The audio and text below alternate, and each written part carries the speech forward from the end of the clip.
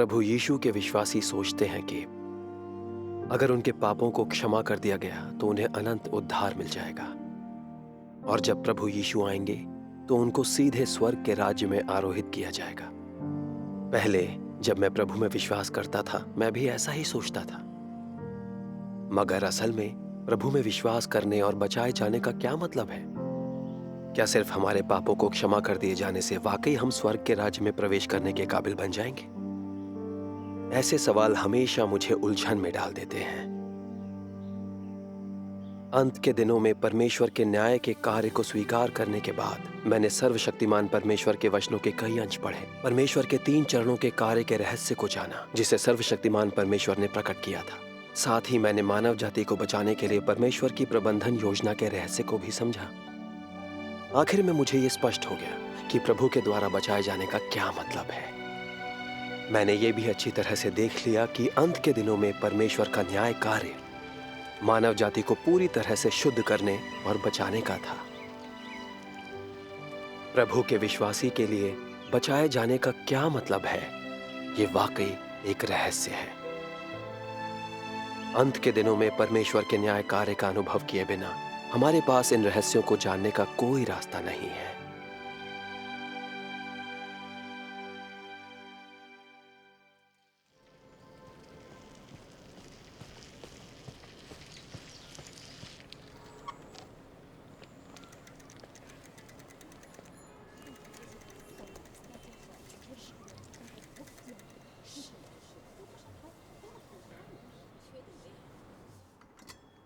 भाई शू कहाँ है? वे जल्दी यहाँ होंगे, बस थोड़ा इंतजार कीजिए। ओह,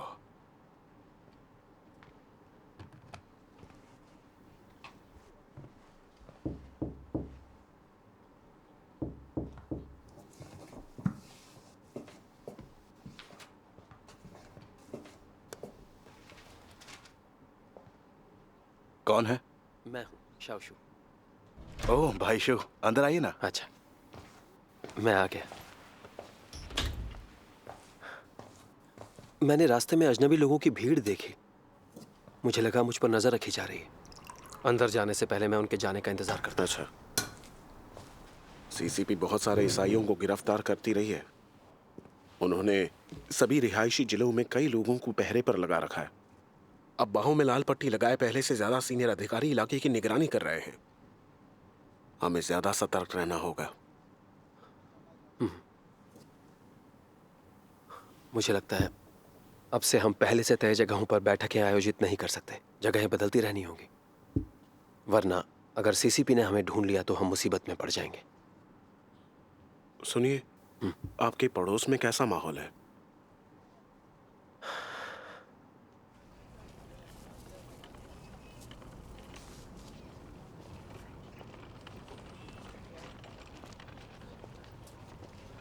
डायरेक्टर जैंग, आप ये किस चीज का नोटिस लगा रही हैं? आइए आइए, आप भी पढ़ लीजिए। आइए पढ़ते हैं। हाँ, आप भी पढ़ लीजिए, आप भी देखिए। गैर कानूनी धार्मिक गतिविधियों की सूचना दें। कानून के आधार पर गैर कानूनी सभाओं सीसीपी द्वारा विश्वासियों की गिरफ्तारी हद पार कर गई। कितनी भयावह दुनिया है।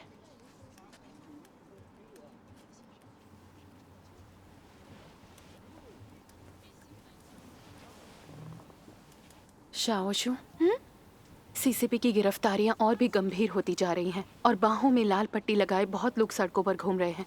बाहर जाते समय तुम्हें ज्यादा सचेत रहना होगा। हमेशा सही शब्दों का प्रयोग करो। परमेश्वर में विश्वास करने के बारे में लापरवाही से बात मत करना, समझ गई? ठीक है माँ, मैं समझ गई।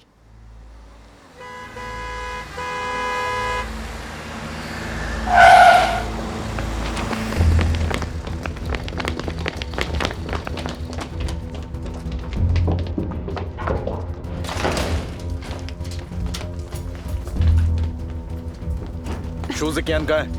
वो यहाँ नहीं है। यहाँ नहीं है? आप यहाँ क्या कर रहे हैं? मेरे घर की तलाशी क्यों ले रहे हैं? जवाब दो। आज वो कहाँ प्रवचन दे रहा है? मुझे नहीं पता। नहीं पता? घर की तलाशी लो। आप मेरे पति को क्यों गिरफ्तार कर रहे हैं? उन्होंने कौन सा कानून तोड़ा? कौन सा कानून तोड़ा? परमेश्वर में विश्वास करना गैर कानूनी है। सूचना मिली है कि वो प्रवचन दे रहा है। ये कानून के खिलाफ है, इसीलिए उसे गिरफ्तार करना है।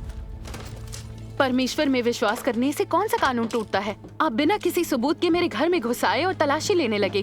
कानून तो आप लोग तोड़ रहे हैं। कानून की बात मत करो। मेरी माँ को मत मारो। क्या कहा? कान खोलकर सुन लो। चीन में सीसीपी ही कानून है। अगर सीसीपी परमेश्वर में विश्वास करने पर पाबंदी लगाती है तो विश्वास कानून के खिलाफ है। केंद्र सरकार ने कहा है कि हम परमेश्वर के विश्वासियों से जैसे चाहे निपट सकते हैं। समझ में आया तुम्हें? हमें वारंट की भी कोई जरूरत नहीं है। चीफ, हमें कोई भी नहीं मिला। आज हम उसे पकड़ नहीं पाए। वो खुशकिस्मत है जो बच गया। उसकी पत्नी से पूछताछ करो। जी सर। चल चल चल चलो चलो चलो चलो जल्दी, चलो अंदर, जाओ अंदर।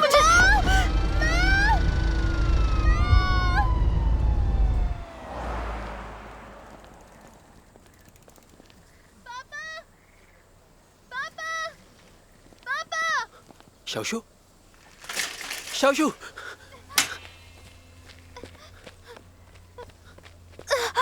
तुम गिर गए, तुम्हें चोट लगी? नहीं, क्या हुआ? पुलिस हमारे घर आई थी आपको गिरफ्तार करने। पुलिस हमारे घर आई थी? आप नहीं मिले तो उन लोगों ने माँ को गिरफ्तार कर लिया। पापा, आप चाहे जो भी करें पर घर मत आइएगा। ये सही कह रही है। आपका घर यहाँ से दूर नहीं है। पुलिस आपको ढूंढ सकती है। बिल्कुल। भाईशू, आपको जाना होगा। कहीं जाकर छुप जाइए। कहीं छुप जाइए। मुझे पता था ये दिन जरूर आएगा। शाओशू, घबराओ मत। मुझे कुछ दिनों के लिए छुप कर रहना होगा। तुम बड़ी हो रही हो। तुम्हें परमेश्वर में भरोसा रखना और अपने आप जीना सीखना होगा। कुछ भी चाहिए हो तो अपने भाई बहनों के साथ संगति करो। समझ गई? ठीक है। भाई शू, आप जाइए। हम आपके घर की जरूरतों का ध्यान रखेंगे। हाँ बिल्कुल।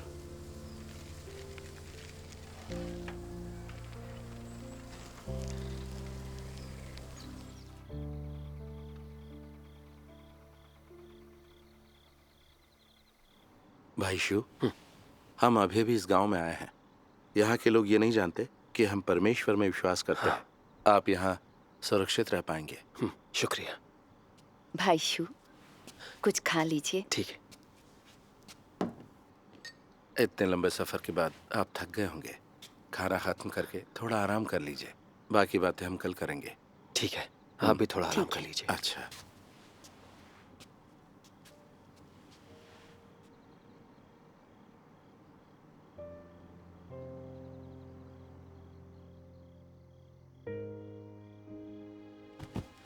बोलो, बताओ। इसे उठाओ। बोलो, तुम्हारी कलीसिया का पैसा कहाँ है? बताओ। कलीसिया का अगवा कौन है? अगर हमारे सवालों के जवाब नहीं दिए तो तुम्हें पीट पीट कर मार डालेंगे। मैं कोई कानून नहीं तोड़ रहा हूं। संविधान में धर्म की आजादी की बात साफ तौर पर लिखी हुई है। कलीसिया जो कुछ भी करती है संविधान के मुताबिक सही है। आप मुझसे क्या चाहते हैं?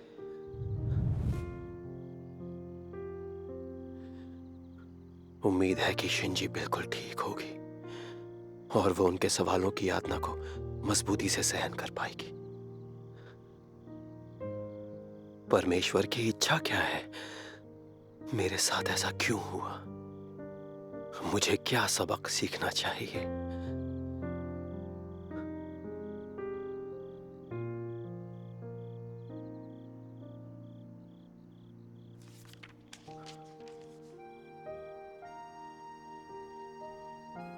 शोधन वह सर्वोत्तम माध्यम है जिसके द्वारा परमेश्वर लोगों को सिद्ध बनाता है। केवल शोधन और कड़वी परीक्षाएं ही लोगों के हृदयों में परमेश्वर के लिए सच्चे प्रेम को उत्पन्न कर सकती हैं।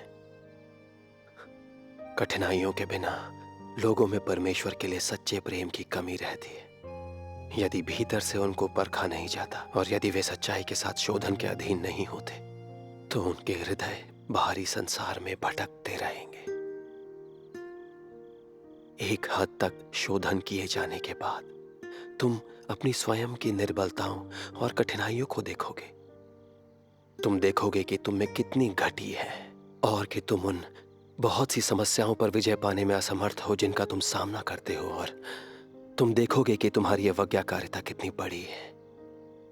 केवल परीक्षाओं के द्वारा ही लोग अपनी सच्ची अवस्थाओं को सचमुच देख पाएंगे, और परीक्षाएं लोगों को सिद्ध किए जाने के लिए अधिक योग्य बनाती हैं।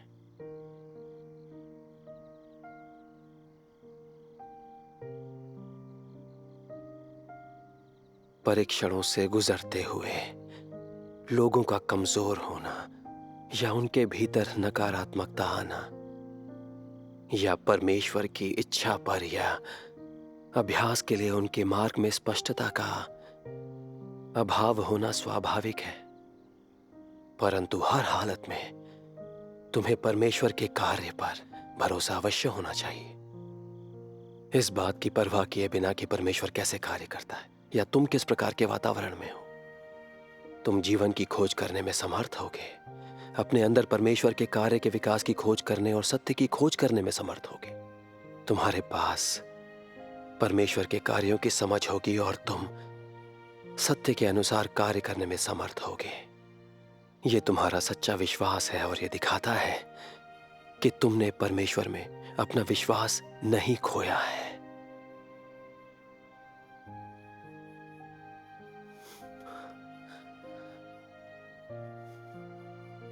तुम अभी भी शुद्धिकरण में सत्य की तलाश करोगे। तुम सच में परमेश्वर से प्रेम करने में समर्थ हो जाओगे और उसके बारे में संदेह नहीं करोगे।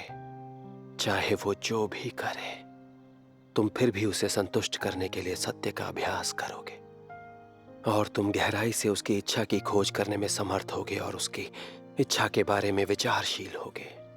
केवल यही परमेश्वर में सच्चा विश्वास है।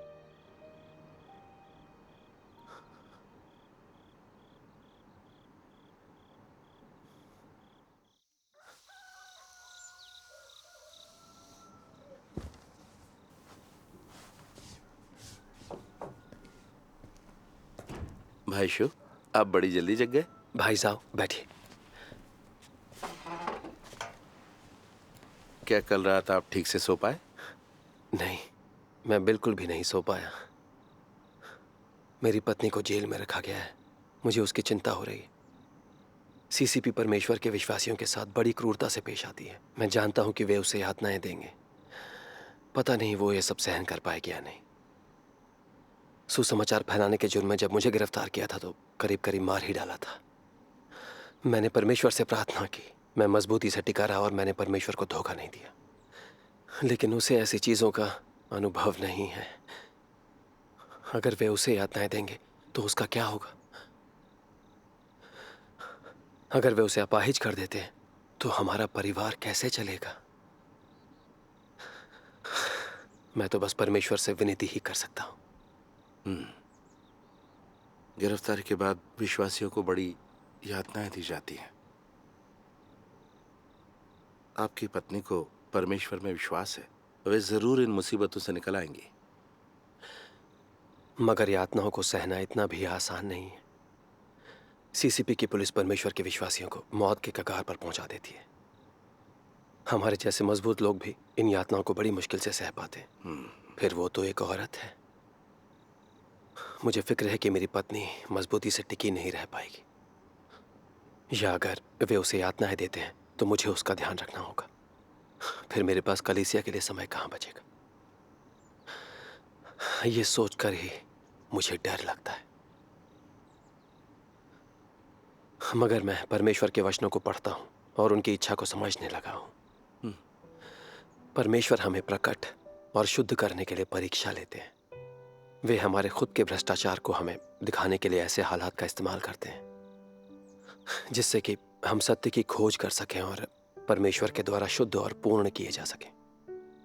परमेश्वर जानबूझकर मुश्किल हालात पैदा होने देते हैं। सही बात है। इसने परमेश्वर के सामने मेरे सही कद को प्रकट किया है। पहले मैं सोचता था कि उस त्याग की कोई सीमा नहीं है जो मैं कर सकता हूं। जब मुझे यातनाएं दी गईं, मैंने तब भी परमेश्वर को धोखा नहीं दिया। इस तरह मैंने सोचा कि परमेश्वर में मेरा विश्वास सच्चा और असली है।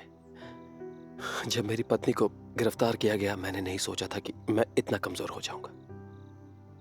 मगर मेरा विश्वास अभी भी बहुत कमजोर है। मुझे परमेश्वर पर ज्यादा विश्वास या प्रेम नहीं है। परमेश्वर मेरे अवगुणों को जानते हैं। वे मुझे प्रकट और शुद्ध करने के लिए इसका इस्तेमाल कर रहे हैं। परमेश्वर का धन्यवाद। परमेश्वर का धन्यवाद। इस तरह की परीक्षाओं से गुजरकर हमारा जीवन बेहतर बनता है। परमेश्वर हमें जीवन में आगे बढ़ाने के लिए समय समय पर परीक्षा लेते हैं। हमें परमेश्वर का धन्यवाद और उनका गुणगान करना परमेश्वर का चाहिए। धन्यवाद।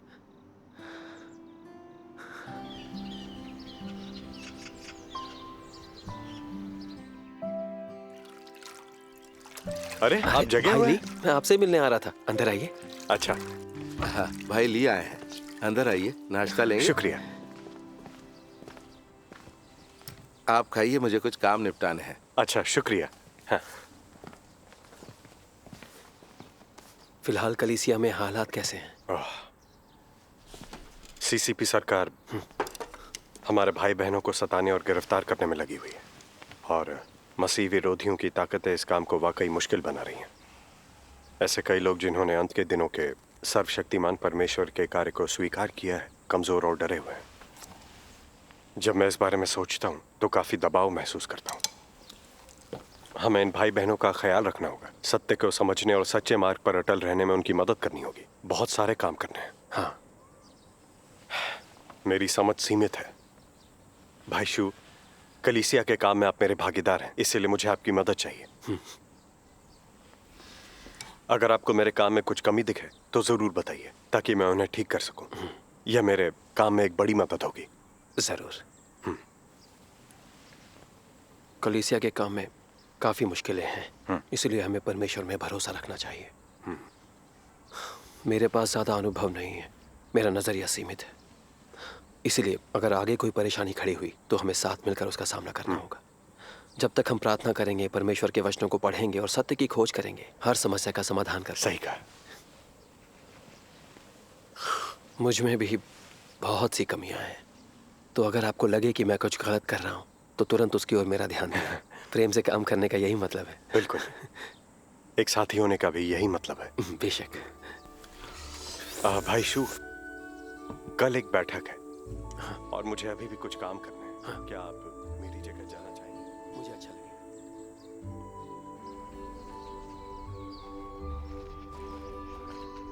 भाई वो, हाँ क्या आज आप पैरे पर हैं? हाँ अपनी आंखें खुली रखिएगा। हाँ, आप आराम से बैठक में हिस्सा लीजिए। अच्छा।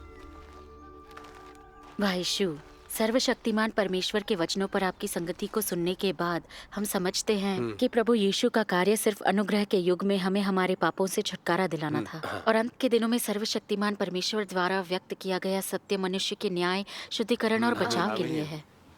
पर हमने अभी तक परमेश्वर के न्याय का अनुभव नहीं किया और हम ये भी नहीं समझते कि परमेश्वर मनुष्य का न्याय और शुद्धिकरण कैसे करते हैं। सही कहा। भाई शू, मुझे आपसे एक सवाल पूछना था। अनुग्रह के युग में किए गए उद्धार और राज्य के युग में किए जाने वाले इस शुद्धिकरण और उद्धार के बीच क्या अंतर है? ये बहुत अच्छा सवाल है। क्या अनुग्रह के युग में जिन विश्वासियों के पापों को क्षमा कर दिया गया था वे परमेश्वर के राज्य में प्रवेश पा सकेंगे? हम सत्य के इस पहलू को अभी भी नहीं समझ पाए हैं, इसलिए प्लीज हमें इस बारे में समझाएं। जरूर। मैं भी यही पूछने वाला था। ये ऐसी बात है जो हमें वाकई सुननी चाहिए। अनुग्रह के युग में पापों को क्षमा किए जाने से मिले उद्धार और राज्य के युग में मिलने वाले उद्धार के बीच के संबंध को लेकर सर्वशक्तिमान परमेश्वर के वचन बिल्कुल साफ हैं। आइए हम सर्वशक्तिमान परमेश्वर के वचनों को पढ़ने वाले कुछ वीडियो देखें, फिर हम उनके बारे में हमारी समझ पर संगति करेंगे। ठीक है? उस समय यीशु का कार्य समस्त मानव जाति का छुटकारा था। उन सभी के पापों को क्षमा कर दिया गया था जो उसमें विश्वास करते थे। जितने समय तक तुम उस पर विश्वास करते थे उतने समय तक वह तुम्हें छुटकारा देगा। यदि तुम उस पर विश्वास करते थे तो तुम अब और पापी नहीं थे, तुम अपने पापों से मुक्त हो गए थे। यही है बचाए जाने और विश्वास द्वारा उचित ठहराए जाने का अर्थ। फिर भी जो विश्वास करते थे उन लोगों के बीच वह रह गया था जो विद्रोही था और परमेश्वर का विरोधी था और जिसे अभी भी धीरे धीरे हटाया जाना था। उद्धार का अर्थ यह नहीं था कि मनुष्य पूरी तरह से यीशु द्वारा प्राप्त कर लिया गया था, लेकिन यह कि मनुष्य अब और पापी नहीं था कि उसे उसके पापों से क्षमा कर दिया गया था। बशर्ते कि तुम विश्वास करते थे, तुम कभी भी अब और पापी नहीं बनोगे। प्रथम देह धारण यीशु की देह के माध्यम से मनुष्य को पाप से छुटकारा देने के लिए था, अर्थात उसने मनुष्य को सलीब से बचाया, परंतु भ्रष्ट शैतानी स्वभाव तब भी मनुष्य के भीतर रह गया था। दूसरा देह धारण अब और पाप बलि के रूप में कार्य करने के लिए नहीं है, परंतु उन्हें पूरी तरह से बचाने के लिए है जिन्हें पाप से छुटकारा दिया गया था। इसे इसलिए किया जाता है ताकि जिन्हें क्षमा किया गया उन्हें उनके पापों से छुटकारा दिया जा सके और पूरी तरह से शुद्ध किया जा सके और वे स्वभाव में परिवर्तन प्राप्त कर सकें। उसके परिणाम स्वरूप वे शैतान के अंधकार के प्रभाव को तोड़कर आजाद हो जाएं और परमेश्वर के सिंहासन के सामने लौट आएं। केवल इसी तरीके से ही मनुष्य को पूरी तरह से पवित्र किया जा सकता है। मानव देह शैतान की है, ये अनाज्ञाकारी स्वभावों से भरी हुई है, ये खेदजनक रीति से भ्रष्ट है, ये अशुद्ध है। लोग शरीर के आनंद की अत्यधिक लालसा करते हैं। शरीर के ऐसे अनेक प्रकटीकरण हैं, इसलिए एक बिंदु तक परमेश्वर शरीर से घृणा करता है। जब लोग शैतान की अशुद्ध और भ्रष्ट बातों को पीछे छोड़ देते हैं, वे परमेश्वर के उद्धार को प्राप्त करते हैं। परंतु यदि वे स्वयं से अशुद्धता और भ्रष्ट होने को उतार फेंकने में असमर्थ बने रहते हैं, तो वे अभी भी शैतान के अधिकार क्षेत्र के अधीन ही रहेंगे। लोगों द्वारा धूर्तता करना, धोखेबाजी और कुटिलता शैतान की बातें हैं। तुम्हें बचाने के द्वारा परमेश्वर तुम्हें इन बातों से अलग करता है और परमेश्वर का कार्य गलत नहीं हो सकता और लोगों को अंधकार से बचाने के लिए होता है। जब तुमने एक बिंदु तक विश्वास कर लिया है और तुम स्वयं से शरीर की भ्रष्टता उतार कर फेंक सकते हो और तुम्हें इस भ्रष्टता के द्वारा और अधिक बेड़ियों में नहीं रखा जा सकता है, तो क्या तुम बचाए नहीं गए हो? जब तुम शैतान के अधिकार क्षेत्र में रहते हो तो तुम परमेश्वर के प्रकटीकरण में असमर्थ होते हो। तुम एक अशुद्ध व्यक्ति होते हो और तुम परमेश्वर की मीरास प्राप्त नहीं करोगे। जब तुम्हें एक बार शुद्ध और सिद्ध बना दिया गया है तो तुम पवित्र हो जाओगे और तुम सामान्य हो जाओगे और तुम परमेश्वर के द्वारा आशीषित किए जाओगे और परमेश्वर के लिए प्रसन्नता बन जाओगे। लोगों के छुटकारे का अर्थ है कि शैतान को हरा दिया गया है। इसका अर्थ है कि वे आगे से शैतान के मुंह का भोजन नहीं हैं। उन्हें निगलने के बजाय शैतान ने उन्हें छोड़ दिया है। यह इसलिए है क्योंकि ऐसे लोग सच्चे हैं, क्योंकि उनके पास विश्वास, आज्ञाकारिता एवं परमेश्वर के प्रति भय है और क्योंकि उन्होंने शैतान के साथ पूरी तरह से नाता तोड़ लिया है। वे शैतान को लज्जित करते हैं, वे शैतान को डरपोक बना देते हैं और वे पूरी तरह से शैतान को हरा देते हैं। परमेश्वर का अनुसरण करने में उनकी आस्था ने और परमेश्वर के भय एवं आज्ञाकारिता ने शैतान को हरा दिया है और शैतान को पूरी तरह से उन्हें छोड़ देने के लिए मजबूर किया है। केवल ऐसे ही लोगों को सचमुच में परमेश्वर के द्वारा हासिल किया गया है और मनुष्य को बचाने के लिए यही परमेश्वर का चरम उद्देश्य है। यदि वे उद्धार पाने की इच्छा करते हैं और यह कामना करते हैं कि उन्हें पूरी तरह से परमेश्वर के द्वारा हासिल किया जाए, तो वे सभी जो परमेश्वर का अनुसरण करते हैं उन्हें शैतान की परीक्षाओं और बड़े एवं छोटे हमलों का सामना करना होगा। ऐसे लोग जो इन परीक्षाओं एवं आक्रमणों से उभर कर निकलेंगे और जो शैतान को पूरी तरह से हराने में समर्थ हैं, वे ही ऐसे लोग हैं जिन्हें परमेश्वर के द्वारा बचाया गया है। कहने का तात्पर्य है, वे लोग जिन्हें परमेश्वर के लिए बचाया गया है, वे ऐसे लोग हैं जो परमेश्वर की परीक्षाओं से होकर गुजरे हैं। शैतान के द्वारा अनगिनत बार जिनकी परीक्षा ली गई और जिन पर आक्रमण किया गया है, ऐसे लोग जिन्हें परमेश्वर के लिए, परमेश्वर की समझ के लिए बचाया गया है, वे परमेश्वर की इच्छा और अपेक्षाओं को समझते हैं, जो चुपचाप परमेश्वर की संप्रभुता एवं इंतजामों को स्वीकार करते हैं और वे शैतान के प्रलोभनों के बीच परमेश्वर का भय मानने और बुराई से दूर रहने के मार्ग को नहीं छोड़ते हैं। ऐसे लोग जिन्हें परमेश्वर के लिए बचाया गया है, वे ईमानदारी को धारण करते हैं, वे दयालु हैं, वे प्रेम एवं घृणा के बीच अंतर करते हैं। उनके पास न्याय का एहसास है और वे न्याय संगत हैं और वे परमेश्वर की परवाह करने और वह सब संजो कर रखने के योग्य हैं जो परमेश्वर की ओर से है।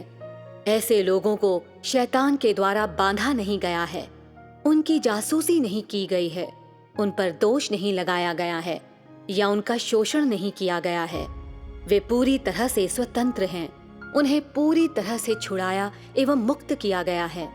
अय्यूब स्वतंत्रता का ऐसा ही एक मनुष्य था और यही परमेश्वर द्वारा उसे शैतान को सौंपने का महत्व है। कितनी अच्छी अब हम सर्वशक्तिमान परमेश्वर के वचनों का एक अंश पढ़ते हैं। चलिए उनके वचन के अंश को पढ़ते हैं। ठीक है। ये अंश मैं पढ़ूंगा। बहुत बढ़िया। जरूर। सर्वशक्तिमान परमेश्वर कहते हैं, अंत के दिनों में जन्म लेने वाले लोग किस प्रकार के हैं? ये वो लोग हैं जो हजारों सालों से शैतान द्वारा भ्रष्ट किए गए थे।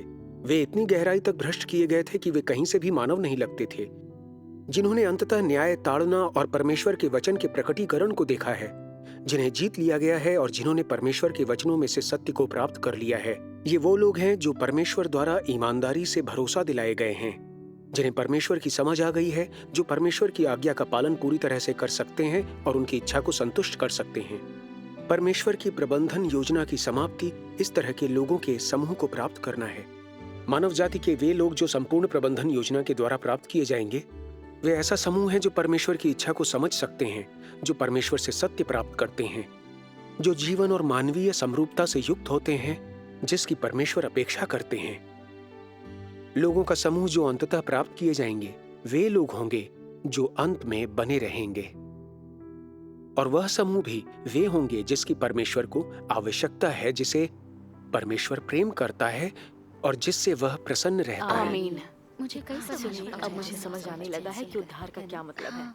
सर्वशक्तिमान परमेश्वर के वचनों के इन अंशों को सुनने के बाद क्या आपको अंतर समझ में आ गया? समझ में आ गया। परमेश्वर का धन्यवाद। अनुग्रह के युग में मनुष्य के छुटकारे का अपना कार्य पूरा करने के बाद परमेश्वर को अब भी अंत के दिनों में मनुष्य का न्याय और शुद्धिकरण करने की क्या जरूरत है? बताइए। इसका महत्व बहुत बड़ा है। अंत के दिनों में सर्वशक्तिमान परमेश्वर के कार्य का अनुभव किए बिना हम सत्य के इस पहलू को नहीं समझ सकते। पहले हम सभी परमेश्वर के विश्वासी ये जानते थे कि उद्धार का क्या मतलब है। उद्धार का मतलब था प्रभु यीशु के छुटकारे की वजह से हमारे पापों को क्षमा कर दिया जाना और इस प्रकार व्यवस्था के द्वारा निंदित और शापित होने से बचना। पापों की क्षमा के मायने थे कि व्यवस्था अब और हमारी निंदा नहीं करेगी। साथ ही प्रभु यीशु ने सूली पर चढ़कर हमारे सभी पापों को अपने ऊपर ले लिया था। जब हमने प्रभु से प्रार्थना की और अपने पापों को स्वीकार किया, हमें प्रभु ने क्षमा कर दिया और हमने पवित्र आत्मा द्वारा प्रदान की गई शांति और खुशी का आनंद उठाया। परमेश्वर का धन्यवाद। इससे साबित हो गया कि परमेश्वर ने हमारे पापों को क्षमा कर दिया था। मगर जहां प्रभु यीशु ने हमारे पापों को क्षमा कर दिया, उन्होंने हमारी पापी प्रकृति और शैतानी स्वभावों का समाधान नहीं किया। हम अब भी अक्सर झूठ बोलते हैं, पाप करते हैं, दूसरों से नफरत और ईर्ष्या करते हैं। हम अभी भी बेहद घमंडी हैं, अपना दिखावा करते हैं, खुद की बड़ाई करते हैं और दूसरों को नीचा दिखाते हैं। जब हमें प्राकृतिक आपदा या संकट जैसी परीक्षाओं से गुजरना पड़ता है, हम अभी भी परमेश्वर से कुतर्क करते हैं, उनका विरोध करते हैं, उन पर आरोप लगाते हैं, उन्हें धोखा देते हैं। जब परमेश्वर का कार्य हमारी धारणाओं के अनुरूप नहीं होता है, तो हम परमेश्वर का विरोध करते हैं। इसीलिए मैं आपसे पूछता हूँ, इतनी बार परमेश्वर के खिलाफ विद्रोह करने के बाद भी क्या हम स्वर्ग के राज्य में प्रवेश पाने के काबिल हैं?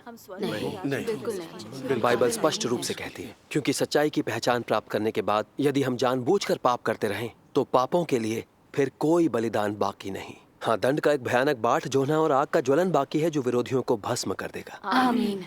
प्रभु यीशु ने यह भी कहा था, जो मुझसे हे प्रभु कहता है, उनमें से हर एक स्वर्ग के राज्य में प्रवेश न करेगा, परंतु वही जो मेरे स्वर्गीय पिता की इच्छा पर चलता है। आमीन।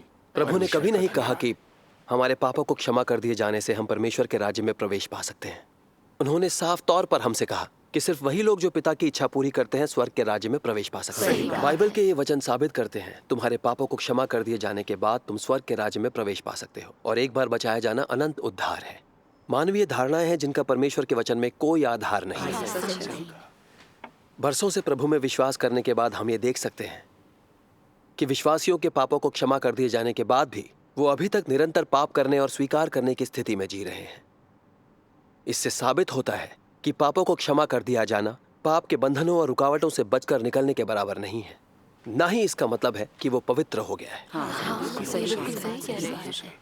उस पवित्रता के खोजी हो जिसके बिना कोई प्रभु को कदापि ना देखेगा। बाइबल हमें जो कुछ कहती है उसके आधार पर हम यकीन से कह सकते हैं कि अगर किसी व्यक्ति के शैतानी स्वभाव को शुद्ध नहीं किया गया तो वो स्वर्ग के राज्य में प्रवेश पाने के काबिल नहीं है। जी। अब एक सवाल पर विचार करते हैं। सवाल क्या है?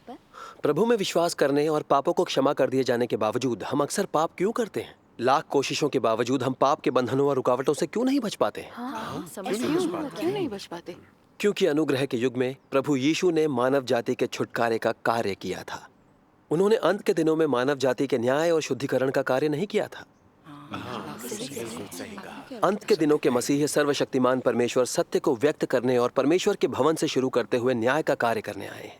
उनका मुख्य कार्य मानव जाति के शैतानी स्वभाव और शैतानी प्रकृति का समाधान करना है, ताकि मानव जाति की पापी प्रकृति की जड़ तक पहुंचा जा सके। अब हम सब साफ तौर पर समझ चुके हैं कि क्यों परमेश्वर अंत के दिनों में मानव जाति के न्याय और शुद्धिकरण का कार्य कर रहे हैं। अब मुझे पता चला। सर्वशक्तिमान परमेश्वर के वचनों का एक अंश इस बात को साफ कर देगा। ठीक है, क्या मैं यह अंश पढ़ूं? जरूर। सर्वशक्तिमान परमेश्वर कहते हैं, तुम जैसा पापी जिसे बस अभी अभी छुड़ाया गया है और परिवर्तित नहीं किया गया है या परमेश्वर के द्वारा सिद्ध नहीं किया गया है, क्या तुम परमेश्वर के हृदय के अनुसार हो सकते हो? तुम्हारे लिए तुम जो अभी भी पुराने मनुष्यत्व के हो, यह सत्य है कि तुम्हें यीशु के द्वारा बचाया गया था और ये कि परमेश्वर के उद्धार के कारण तुम्हें एक पापी के रूप में नहीं गिना जाता है। परंतु इससे यह साबित नहीं होता है कि तुम पाप पूर्ण नहीं हो और अशुद्ध नहीं हो। यदि तुमने अपने आप को नहीं बदला है तो तुम संत के समान कैसे हो सकते हो? भीतर से तुम अशुद्धता के द्वारा घिरे हुए हो, स्वार्थी एवं कुटिल हो। फिर भी तुम चाहते हो कि यीशु के साथ आओ। तुम परमेश्वर के प्रति अपने विश्वास में एक चरण में चूक गए हो। तुम्हें महज छुड़ाया गया है परंतु परिवर्तित नहीं किया गया है।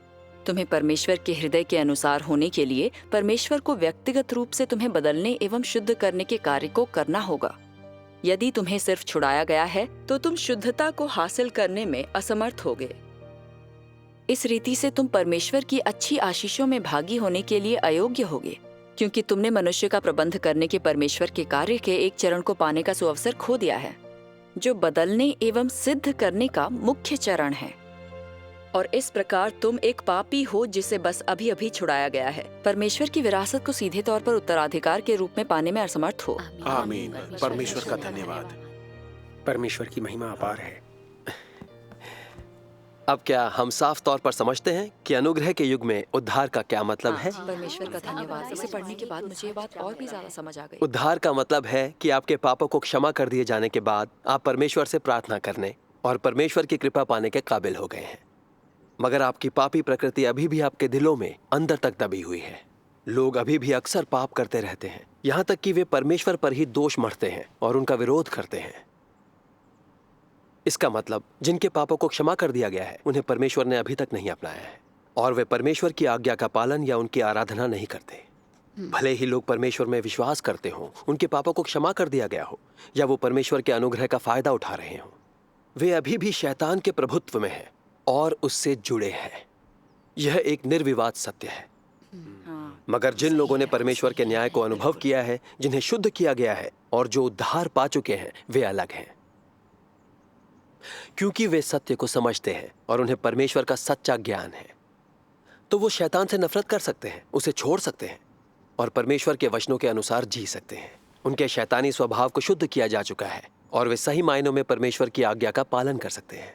परमेश्वर की आंखों में इस तरह के लोग वही हैं जो सही मायनों में शैतान के प्रभाव से बचकर निकल आए हैं और जिन्हें परमेश्वर ने अपना लिया है। ये वही लोग हैं जो पाप से बचकर निकल पाए हैं और अपने जीवन स्वभाव को बदल डाला है। बिल्कुल सही। ये लोग जो परमेश्वर की आज्ञा का पालन कर सकते हैं, वही लोग हैं जिनका उद्धार हो चुका है।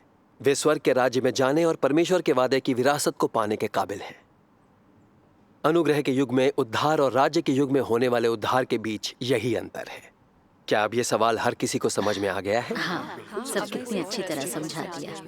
परमेश्वर का धन्यवाद। असल उद्धार का, शुद्ध किए जाने और उद्धार पाने का क्या मतलब है, मैं समझ गई हूँ। परमेश्वर का धन्यवाद। मानो जैसे मेरे दिल की खिड़की खुल गई हो और अब सब समझ गई हूँ। ये तो है। बिल्कुल सही कह रही है। पहले हमारे पादरी और एल्डर हमेशा हमसे यही कहते थे कि हमें विश्वास की वजह से उद्धार मिला है, क्योंकि एक बार बचाए जाने का मतलब अनंत उद्धार है, और जब प्रभु यीशु आएंगे तो हमें स्वर्ग के राज्य में आरोहित किया जाएगा। बिल्कुल। मगर असल जिंदगी में हम बचने की कितनी भी कोशिश करें, हम पाप के बंधनों से बच नहीं सके। हम प्रभु के वचन पर अमल करना, प्रभु से प्रेम करना और उनकी आज्ञा का पालन करना चाहते थे, पर लाख कोशिश के बावजूद हम ऐसा कर नहीं पाए। सही बात है। हम हमेशा उलझन में रहते थे। क्या हम जैसे जो बार बार परमेश्वर के खिलाफ विद्रोह करते हैं असल में स्वर्ग के राज्य में प्रवेश पाने के काबिल हैं? सर्वशक्तिमान परमेश्वर के वचनों को सुनने के बाद मैं इस बात को समझ गई हूँ। हम जिस उद्धार की बात करते थे उसका मतलब पापों को क्षमा किया जाना था, व्यवस्था के द्वारा निंदित होना नहीं। पर हमारे अंदर की पापी प्रकृति और शैतानी स्वभाव का शुद्धिकरण किए बिना ये असली उद्धार नहीं है। सर्वशक्तिमान परमेश्वर अंत के दिनों में मानव जाति का न्याय और शुद्धिकरण करने आए हैं।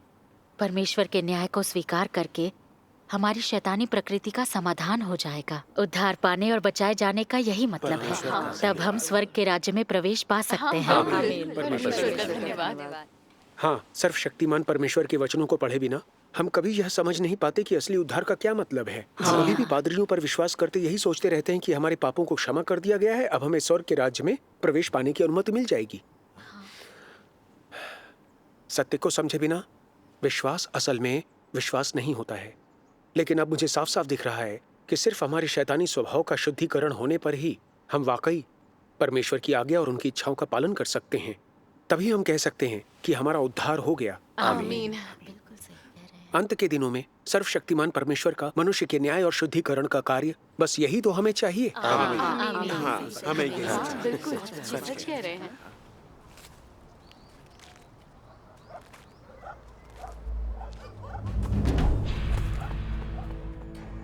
अगर आपके पास कोई और सवाल हो तो बेझिझक पूछें। परमेश्वर का धन्यवाद। सुनिए बहुत सवाल है। भाई साहब, बुरी खबर है, पुलिस आ गई है। आप लोग जाइए जल्दी। मेरी मदद करो। यहाँ से दूर ले चलो। चलो जल्दी निकलो।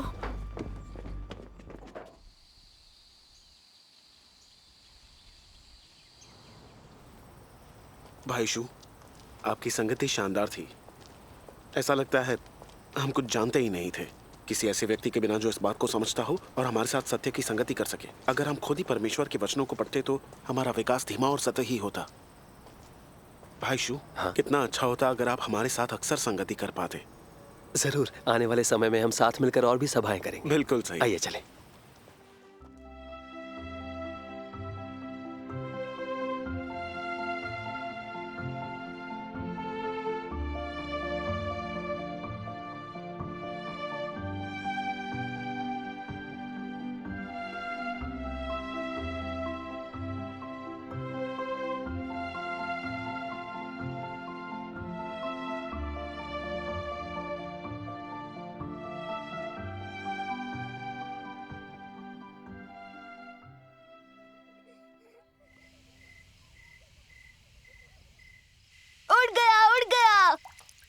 शिया शिया, तुम बहुत खेल चुके हो, चलो अब होमवर्क कर लो। ठीक है, चलो जाओ। तो कुछ ऐसी बात है जो मुझे पिछले कुछ दिनों से परेशान कर रही है। मेरे ख्याल से भाई शू की सभा बहुत ही प्रबुद्ध करने वाली है और हमारे लिए बहुत ही उपयोगी है। लेकिन वे शायद परमेश्वर के वचन के अपने अनुभव के बारे में बात नहीं करना चाहते। क्या तुम्हें इसमें कोई समस्या नजर आती है? भाई शू ने अपना फर्ज निभाने के लिए अपने घर परिवार तक को छोड़ दिया। जब उन्हें गिरफ्तार करके जेल में डाल दिया गया था तो भी वे हिम्मत नहीं हारे, और जब उनकी पत्नी भी गिरफ्तार हो गई तो भी वे कलीसिया में काम करते रहे। क्या वे सच को हमसे बेहतर नहीं समझते? उन्हें अपना काम करने और उपदेश देने का तरीका अच्छी तरह से पता है। हाँ, मुझे भी लगता है। अरे, आप वापस आ गए? इतने सारे हवाई जहाज। शिया शिया इनसे खेल रहा था। आपने खाना खाया? हाँ, खाया। कल मैं शहर में एक सभा के लिए जा रहा हूँ, कुछ दिन बाहर ही रहूंगा। दादा दादी, माँ पापा का फोन है। अच्छा, आ रही हूँ। माँ पापा, आप लोग वापस कब आ रहे हैं? मुझे आपकी बहुत याद आती है।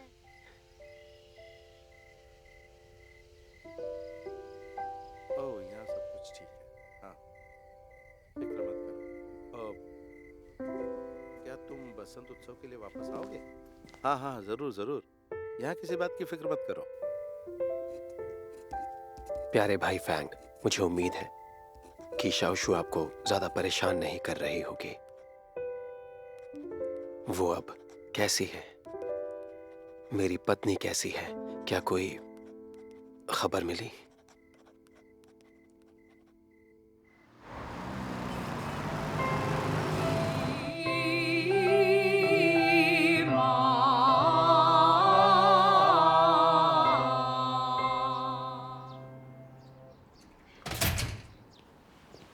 भाई शू आ गए।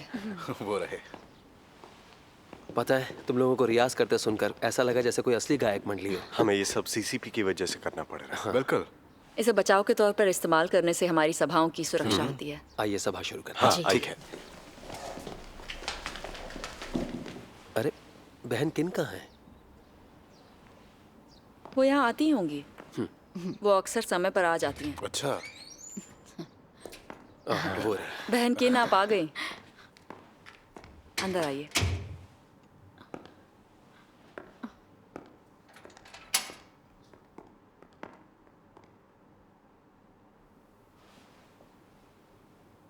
बहन किन, क्या बात है? आप ठीक तो है ना? हाँ, क्या बात है क्या हुआ? बताइए।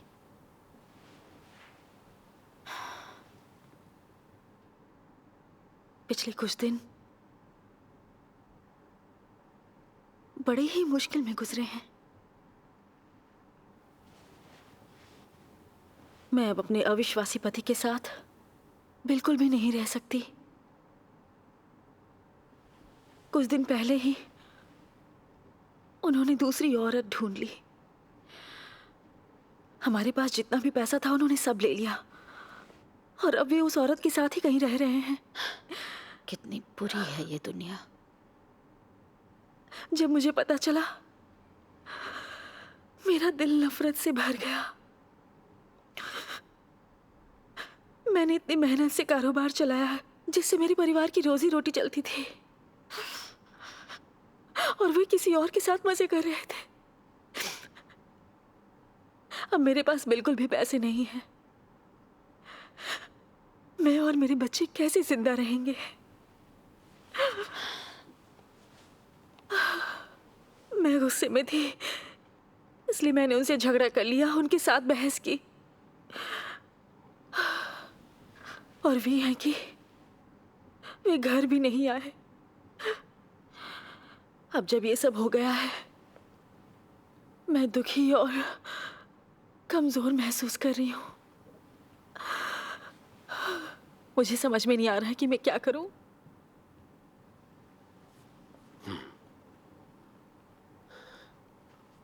आप दरअसल एक परीक्षा से गुजर रही हैं। विश्वासी होने के नाते हमें ये पता होना चाहिए कि हर चीज पर परमेश्वर का नियंत्रण है।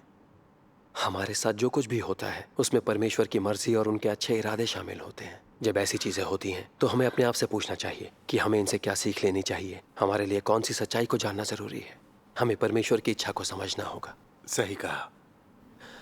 हमें परमेश्वर से प्रार्थना करनी चाहिए और सच की खोज करनी चाहिए। यही सबसे जरूरी चीज है। हाँ, सही कहा है ना? सर्वशक्तिमान परमेश्वर के वचनों का एक अंश हाँ, बिल्कुल।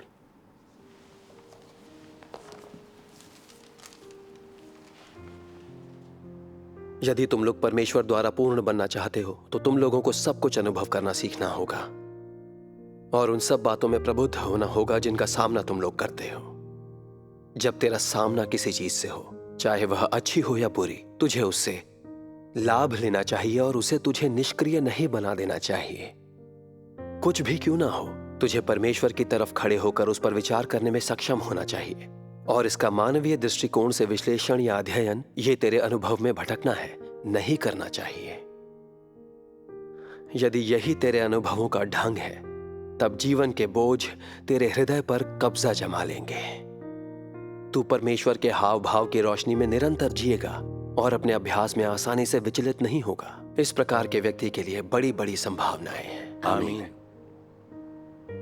मनुष्य के भीतर परमेश्वर के द्वारा किए जाने वाले प्रत्येक कार्य के चरण में बाहर से यह लोगों के मध्य परस्पर क्रिया के समान प्रतीत होता है, जैसे कि यह मानव प्रबंधों के द्वारा उत्पन्न हुआ हो या मानविक हस्तक्षेप के माध्यम से। परंतु पर्दे के पीछे कार्य का प्रत्येक चरण और घटित होने वाला सब कुछ शैतान के द्वारा परमेश्वर के सामने चली गई बाजी होती है और लोगों से अपेक्षा की जाती है कि वे परमेश्वर के लिए एक दृढ़ गवाह बने। उदाहरण के लिए, जब अय्यूब की परीक्षा ली जा रही थी, पर्दे के पीछे शैतान परमेश्वर के सामने शर्त लगा रहा था और अय्यूब के साथ जो हुआ वह मनुष्यों के कार्य थे और मानुषिक हस्तक्षेप था। जो परमेश्वर तुझ में करता है उस हर कदम के पीछे शैतान के साथ परमेश्वर की बाजी है। उन सभी के पीछे एक युद्ध है। तुझे यह जानना चाहिए कि जो कुछ भी तेरे साथ होता है वह एक महान परीक्षण है और वह समय है जब परमेश्वर चाहता है कि तू उसके लिए गवाह बने। आमीन।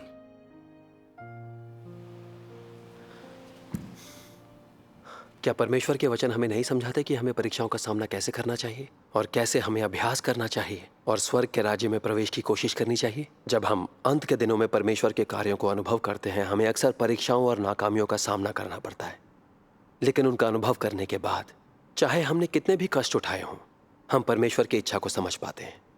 हमें पता चलता है कि हम जिन भी लोगों, चीज़ों और बातों का सामना करते हैं उन सब में परमेश्वर की मर्जी होती है और यही चीज़ें जीवन में आगे बढ़ने में हमारी मदद करती हैं। परमेश्वर इन सारी चीज़ों का इस्तेमाल हमारी परीक्षा लेने और हमें शुद्ध करने, हमारे भ्रष्टाचार, विद्रोह और कमियों को प्रकट करने, हमें सत्य की खोज करने और परमेश्वर के वचनों को अनुभव करने के लिए करते हैं। हमें पता चलता है कि परमेश्वर का उद्धार का कार्य बहुत ही व्यावहारिक है। सही कहा। हमें चाहे कैसी भी मुसीबत का सामना करना पड़े, जब तक हम परमेश्वर से प्रार्थना करते रहेंगे, सत्य की खोज करेंगे, परमेश्वर हमें प्रबुद्ध और प्रकाशित करते रहेंगे। वे शैतान को जीतने और गवाह बनने में हमारी अगुवाई करेंगे। आमीन। परमेश्वर का धन्यवाद। बहन किन, अगर ये चीजें हमारे साथ नहीं होंगी तो क्या हम शैतान के भद्देपन को साफ तौर पर देख पाएंगे? दूसरों को पता कैसे चलेगा कि हम विश्वासियों की राह उन अविश्वासियों से अलग होती है? हम कैसे गवाही देंगे कि हम पवित्र इंसानों के रूप में दुनिया से अलग हैं? क्या अब तुम्हें इन सब के पीछे परमेश्वर के अच्छे इरादों का पता चला? अविश्वासी किसका अनुसरण कर रहे हैं? वे परमेश्वर पर विश्वास रखने वाले हम विश्वासियों से अलग राह पर चलते हैं। क्या हम एक ही संदर्भ में बोल सकते हैं? नहीं। इसीलिए उनके साथ रहना कष्टदायक और पीड़ादायक है। अगर आप इस हकीकत को समझ सकें तो आप जान जाएंगी कि इस मुसीबत का सामना कैसे करना है। फिर ये आपके लिए रुकावट नहीं बनेगी। जब तक हम सत्य को समझते हैं, हर चीज से निपटना आसान हो जाता है। जब हम सत्य को नहीं समझते हैं और शारीरिक सुखों में लिप्त होते हैं तो हम बड़े दुखी होते हैं। बुद्धिमान सत्य पर अमल और परमेश्वर की आज्ञा पालन का रास्ता चुनते हैं। इस तरह हम अपने कष्टों से बच सकते हैं और अपनी आजादी पा सकते हैं। अगर हम सत्य की खोज नहीं करते हैं और शारीरिक सुखों में लिप्त रहते हैं तो हमें अनंत दुखों और कष्टों का सामना करना पड़ता है। भजन की एक पंक्ति इसे और भी अच्छी तरह से समझाती है। सत्य के बिना जीवन दुखों से भरा है। ये बात बिल्कुल भी गलत नहीं है। हाँ, बिल्कुल सही कहा। बिल्कुल सही कहा। भाई शू, आप सही कह रहे हैं। वाकई जब हम कहीं फंस जाते हैं तो हमें उससे बाहर निकलना होता है। सही कहा। मैं बहुत भावुक हो रही हूँ। परमेश्वर मेरी कमियों को जानते हैं, उन्हें मेरी घातक कमजोरी का पता है। परमेश्वर ने मेरी भावनाओं की रुकावटों से मुझे बचाने के लिए, शैतान के चंगुल से बाहर निकलने में मेरी मदद करने के लिए मेरे साथ इन चीजों को होने दिया। हाँ। ये सच में परमेश्वर का प्रेम ही तो है। परमेश्वर का धन्यवाद। भले ही मुझे कुछ कष्ट और शुद्धिकरण से गुजरना पड़ा हो, ये एक अच्छी बात है। मैं इसमें सत्य की खोज करने और उस पर अमल करने की पूरी कोशिश करूंगी। जी हाँ। जब आप ऐसे समझाते हैं तब मुझे बात समझ में आती है। परमेश्वर के अच्छे इरादे हर चीज में छिपे होते हैं, ये सच है। जब पहली बार कुछ होता है तो मैं सत्य की खोज नहीं करती, लेकिन जब ऐसा करती हूँ तो हर समस्या को सुलझाना आसान हो जाता है। सही कहा। यहीं पर हमें सुधार करने की जरूरत है। भाई शू के उद्देश्य बेहतरीन थे। परमेश्वर का धन्यवाद। मेरे पास बहन किन के अनुभव या उनकी समस्या को सुलझाने की कोई तरकीब नहीं थी, लेकिन इस संगति के बाद चीजें काफी हद तक साफ हो गई हैं। हाँ, बिल्कुल सही कहा। परमेश्वर का इरादा देह सुख की कामना त्यागने में मदद करके हमें बचाना था, ताकि हम सत्य में मुक्ति को ढूंढ सकें और परमेश्वर की मौजूदगी में जीवन जी सकें। सत्य को समझना अद्भुत है। सच कहा। जब हमारे साथ कुछ होता है तो हमें सत्य की खोज करने की जरूरत होती है ना? मैं अपने भाई बहनों की समस्याओं को सुलझाने में मदद करने के लिए सत्य की संगति कर सकता हूँ। मैंने कुछ हद तक सत्य की वास्तविकता को समझा है जिसका मतलब है कि मैं उद्धार पाने से ज्यादा दूर नहीं हूं। परमेश्वर का धन्यवाद। अब मैं आपको अपने अनुभव के बारे में बताता हूँ। ठीक है।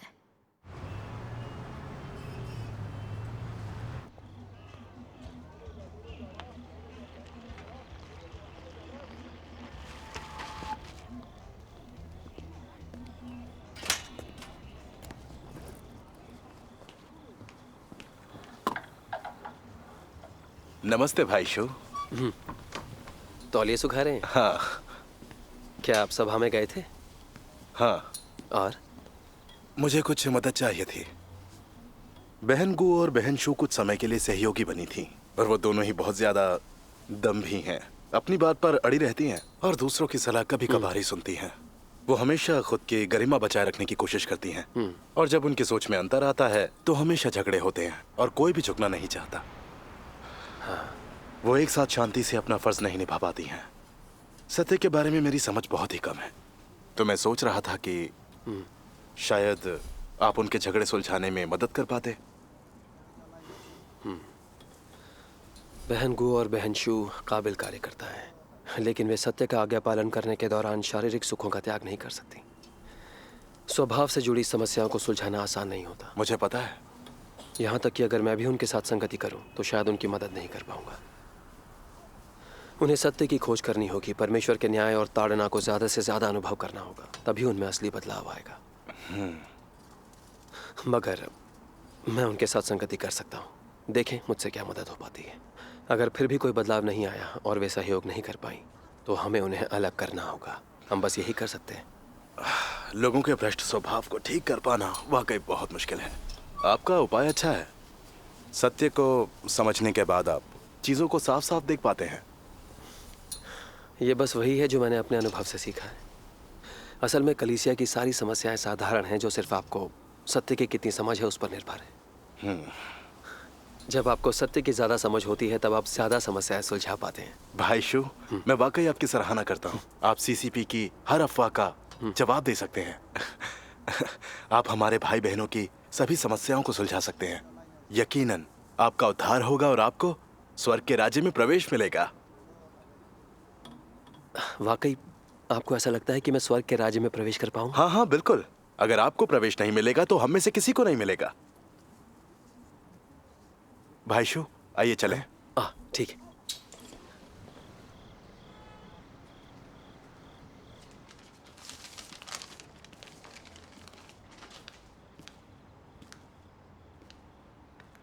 भाई शू, मुझे आपकी चिट्ठी मिली। शाओ शू चीज़ों को समझती है, इसलिए फिक्र मत कीजिए। और आपकी पत्नी के बारे में हम पता लगाने की पूरी कोशिश कर रहे हैं। कुछ पता चलते ही हम आपको बता देंगे। कलीसिया में अपने कामों पर ध्यान दीजिए।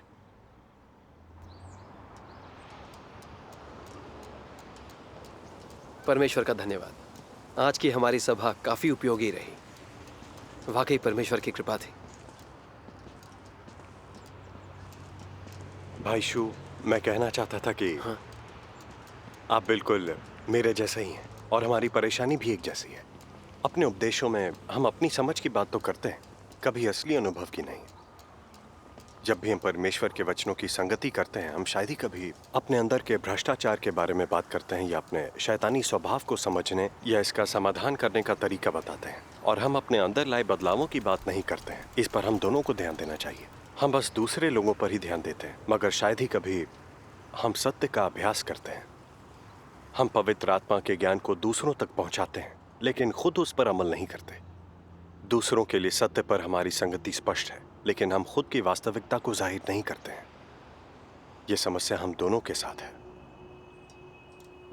पहले मैं ऐसा हुआ करता था।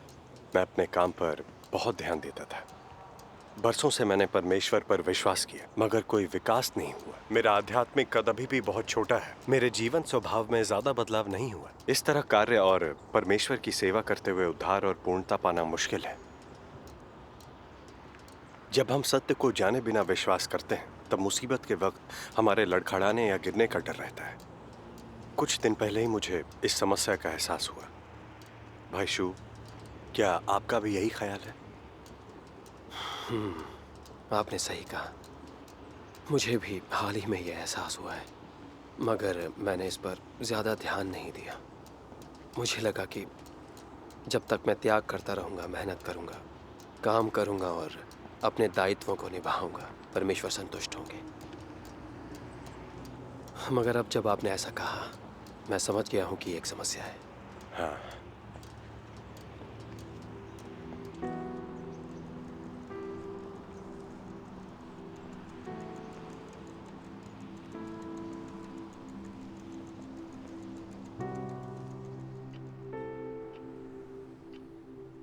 परमेश्वर के वचनों की निर्लजता पूर्वक व्याख्या करने के योग्य होने का अर्थ यह नहीं है कि वास्तविकता पर तुम्हारा अधिकार है।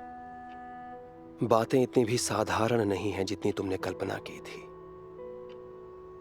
वास्तविकता पर तुम्हारा अधिकार है या नहीं, यह उस बात पर आधारित नहीं है जो तुम कहते हो, अभी तो यह उस बात पर आधारित है जो तुम जीते हो। जब परमेश्वर के वचन तुम्हारा जीवन और तुम्हारी स्वाभाविक अभिव्यक्ति बन जाती है, मात्र इसे ही वास्तविकता गिना जाता है और मात्र इसे ही तुम्हारे ज्ञान पर अधिकार रखने और तुम्हारी वास्तविक कदकाठी के रूप में गिना जाता है। तुम्हें लंबे समय तक परीक्षा का सामना करना अनिवार्य है और तुम्हें उस समानता से जीवन यापन करने के योग्य होना अनिवार्य है जिसकी अपेक्षा परमेश्वर तुमसे करता है। ये मात्र दिखावा नहीं होना चाहिए, परंतु तुम में यह स्वाभाविक रूप से प्रवाहित हो। मात्र तभी तुम में वस्तुतः वह वास्तविकता होगी और तुम जीवन प्राप्त कर चुके होगे।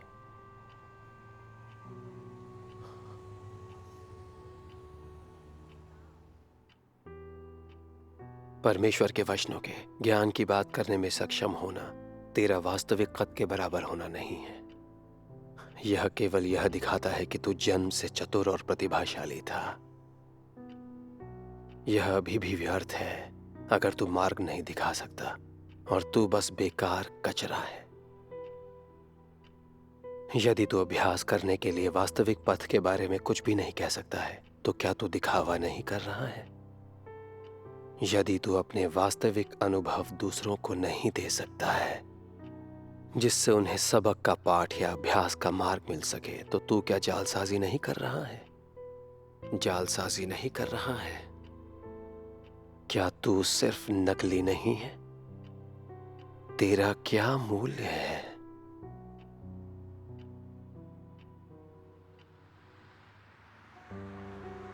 तू कहता है कि तूने हमेशा परमेश्वर का अनुसरण करते हुए दुख उठाया है। यह कि तूने हमेशा हर परिस्थितियों में उसका अनुसरण किया है और तूने उसके साथ अपना अच्छा और खराब समय बिताया है, किंतु तूने परमेश्वर के द्वारा बोले गए वचनों के अनुसार जीवन नहीं बिताया है। तू हर दिन बस परमेश्वर के पीछे पीछे भागना चाहता है और तूने कभी भी एक अर्थपूर्ण जीवन बिताने के बारे में नहीं सोचा है। तू कहता है कि किसी भी सूरत में तू विश्वास करता है कि परमेश्वर धर्मी है। तूने उसके लिए दुख उठाया है तो उसके लिए यहाँ वहाँ भागते रहता है और तूने उसके लिए अपने आप को समर्पित किया है और तूने कड़ी मेहनत की है। इसके बावजूद तुझे कोई पहचान नहीं मिली है। वह निश्चय ही तुझे स्मरण रखता है। यह सच है कि परमेश्वर धर्मी है, फिर भी इस धार्मिकता में किसी अशुद्धता का दाग नहीं है। इसमें कोई मानवीय इच्छा नहीं है और ये शरीर या मानवीय सौदों के द्वारा कलंकित नहीं है। वे सभी जो विद्रोही हैं और विरोध में हैं और जो उसके मार्ग की सम्मति में नहीं हैं, उन्हें दंडित किया जाएगा। किसी को भी क्षमा नहीं किया गया है और किसी को भी बख्शा नहीं गया है।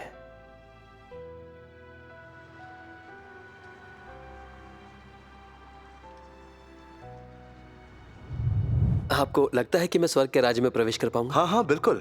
अगर आपको प्रवेश नहीं मिलेगा तो हम में से किसी को नहीं मिलेगा। हम दूसरे लोगों पर ही ध्यान देते हैं, मगर शायद ही कभी हम सत्य का अभ्यास करते हैं। हम पवित्र आत्मा के ज्ञान को दूसरों तक पहुंचाते हैं, लेकिन खुद उस पर अमल नहीं करते। दूसरों के लिए सत्य पर हमारी संगति स्पष्ट है, लेकिन हम खुद की वास्तविकता को जाहिर नहीं करते। इस तरह कार्य और परमेश्वर की सेवा करते हुए उद्धार और पूर्णता पाना मुश्किल है।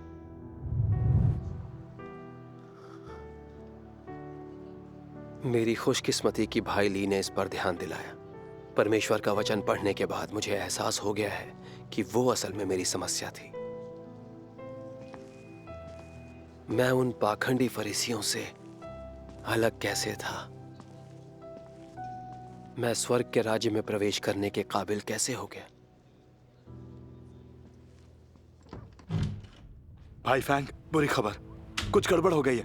पुलिस ने जेल में भाई शू की पत्नी का खून कर दिया है। क्या? ये सब कब हुआ? कुछ दिन पहले उप जिला अधिकारी पुलिस को भाई शू के भाई के घर लेकर आए थे, उनसे लाश ले जाने के लिए कहने के लिए।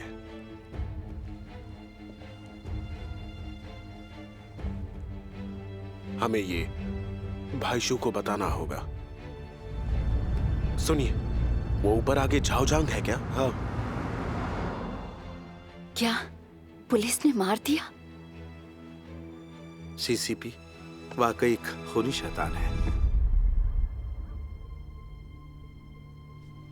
हम भाई शू को कैसे बताएंगे? हाँ, कैसे बताएंगे उन्हें?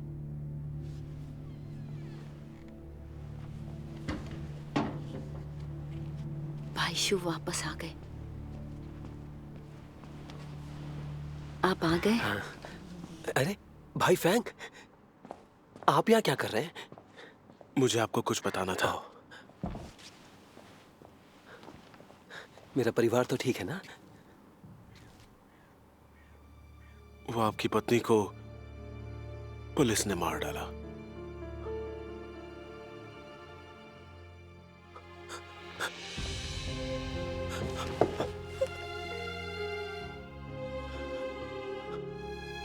ऐसा कैसे हो सकता है? मुझे पता करना होगा। पुलिस आपको ढूंढ रही है। आप वापस नहीं जा सकते। हमारे भाई बहन आपके घर की हर चीज का ध्यान रख रहे हैं, उसकी फिक्र मत कीजिए।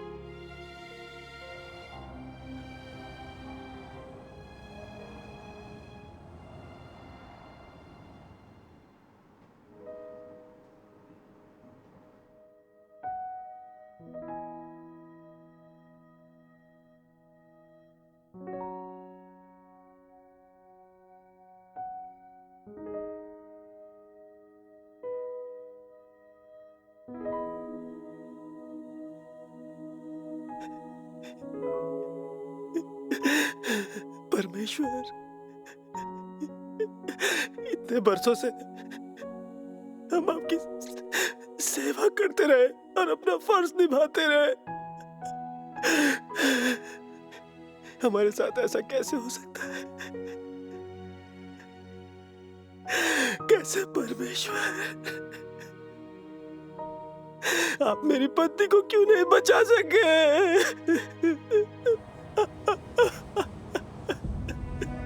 क्या हम आपकी इच्छा के मुताबिक काम नहीं कर रहे थे?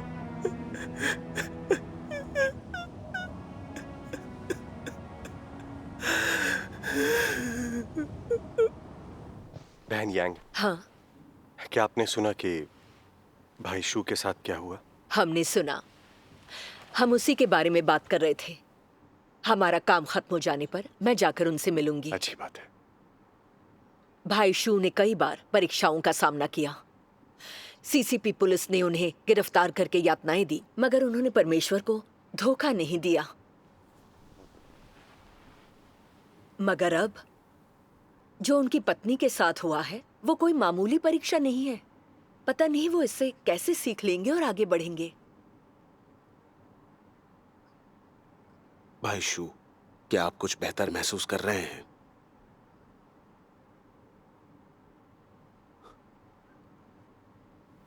मैंने कभी सोचा भी नहीं था कि मेरी पत्नी के साथ ऐसा होगा।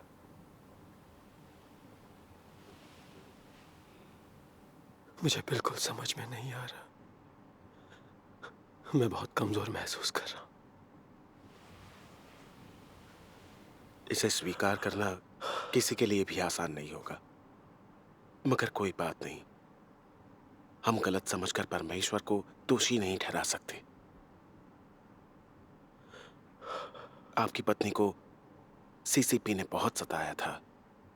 वे अपने भाई बहनों या परमेश्वर को धोखा देने के बजाय मर जाना ही पसंद करती। ये शैतान पर जीत का प्रमाण है। सही कहा। पहले के पैगंबरों और प्रेरितों के बारे में सोचिए। कितनों ने परमेश्वर के सुसमाचार को फैलाने और उनकी इच्छा पूरी करने के लिए अपनी जान दांव पर लगा दी थी। परमेश्वर ने उनके कार्यों को याद रखा, चाहे उनका शरीर नष्ट हो गया हो। उनकी आत्मा जीवित रही। परमेश्वर हर चीज को अपने तरीके से बनाते हैं। प्रभु यीशु ने कहा था, क्योंकि जो कोई अपना प्राण बचाना चाहे वो उसे खोएगा, और जो कोई मेरे लिए अपना प्राण खोएगा वो उसे पाएगा। भाई यीशु, अगर आप इस बात को समझ सकते हैं तो आप ज्यादा दुखी महसूस नहीं करेंगे।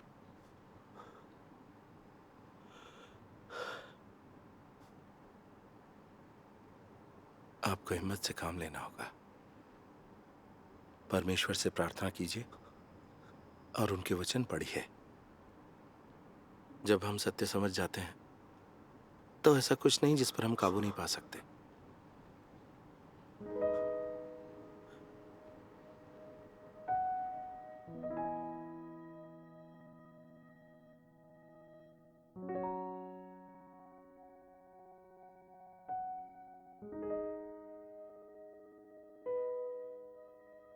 कितने लोग केवल इसलिए मुझ पर विश्वास करते हैं कि मैं उनको चंगा करूंगा। कितने लोग सिर्फ इसलिए मुझ पर विश्वास करते हैं कि मैं उनके शरीरों से अशुद्ध आत्माओं को निकालने के लिए अपनी सामर्थ्य का इस्तेमाल करूंगा। और कितने लोग बस मुझसे शांति और आनंद प्राप्त करने के लिए मुझ पर विश्वास करते हैं। कितने लोग सिर्फ और अधिक भौतिक संपत्ति मांगने के लिए मुझ पर विश्वास करते हैं। और कितने लोग सिर्फ इस जीवन को सुरक्षित गुजारने के लिए और आने वाले संसार में सुरक्षित और अच्छे से रहने के लिए मुझ पर विश्वास करते हैं। कितने लोग सिर्फ नर्क की पीड़ा से बचने और स्वर्ग की आशीष प्राप्त करने के लिए मुझ पर विश्वास करते हैं। कितने लोग सिर्फ क्षणिक सुख के लिए मुझ पर विश्वास करते हैं, लेकिन आने वाले संसार में कुछ भी प्राप्त करना नहीं चाहते। जब मैंने अपने क्रोध को नीचे मनुष्यों के ऊपर भेजा और सारे आनंद और शांति को ले लिया जो उसके पास पहले से था, तो मनुष्य संदेह से भर गया।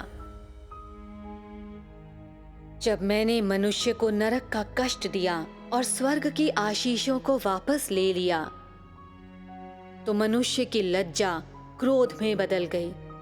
जब मनुष्य ने मुझसे कहा कि मैं उसको चंगा करूं, फिर भी मैंने उसको नहीं स्वीकारा और उसके लिए घृणा का एहसास किया, तो मनुष्य मेरे सामने से चला गया और तांत्रिक और जादू टोने के मार्ग को खोजा। जब मैंने मनुष्य का सब कुछ ले लिया जिसको उसने मुझसे मांगा था, तो सभी बिना किसी नामो निशान के गायब हो गए। इसीलिए मैं कहता हूं कि मनुष्य मुझ पर विश्वास करता है, क्योंकि मैं बहुत ज्यादा अनुग्रह करता हूं और प्राप्त करने के लिए और भी बहुत कुछ है।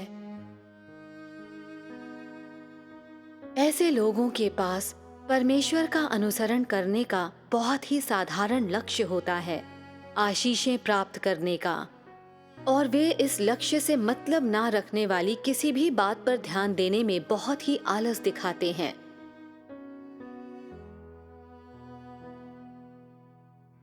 वे अपने ही आदर्शों के लिए भाग दौड़ करते हैं, चाहे मार्ग कितना ही दूर हो और मार्ग में कितनी भी कठिनाइयां और अवरोध क्यों ना आए, वे डटे रहते हैं और मृत्यु के सामने निडर खड़े रहते हैं।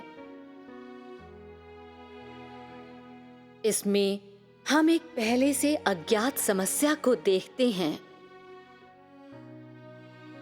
मनुष्य का परमेश्वर के साथ संबंध केवल एक नग्न स्वार्थ है। यह आशीष देने वाले और लेने वाले के मध्य का संबंध है। सीधे सीधे यह कर्मचारी और नियोक्ता के मध्य के संबंध के समान है। कर्मचारी नियोक्ता के द्वारा पुरस्कार प्राप्त करने के लिए ही कार्य करता है। इस प्रकार के संबंध में कोई स्नेह नहीं होता है, केवल एक सौदा होता है। प्रेम करने और प्रेम पाने जैसी कोई बात नहीं होती, केवल दान और दया होती है। कोई आपसी समझ नहीं होती, केवल अधीनता और धोखा होता है। कोई अंतरंगता नहीं होती, केवल एक खाई जो कभी भी भरी नहीं जा सकती।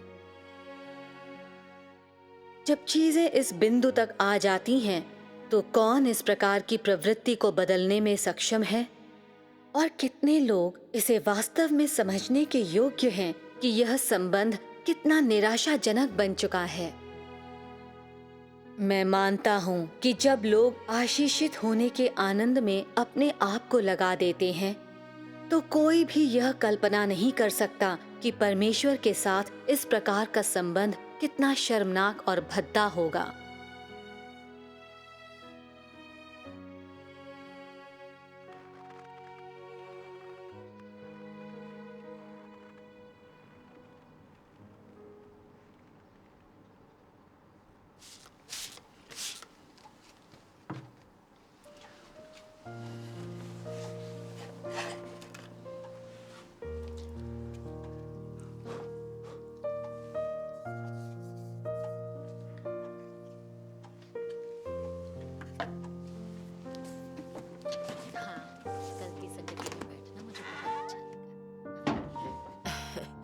भाई शू, आप आ गए। आइए, कैसे हैं? पहले से बेहतर। मिलकर खुशी हुई। परमेश्वर का बैठिए। धन्यवाद। भाईसू आइए, बैठिए।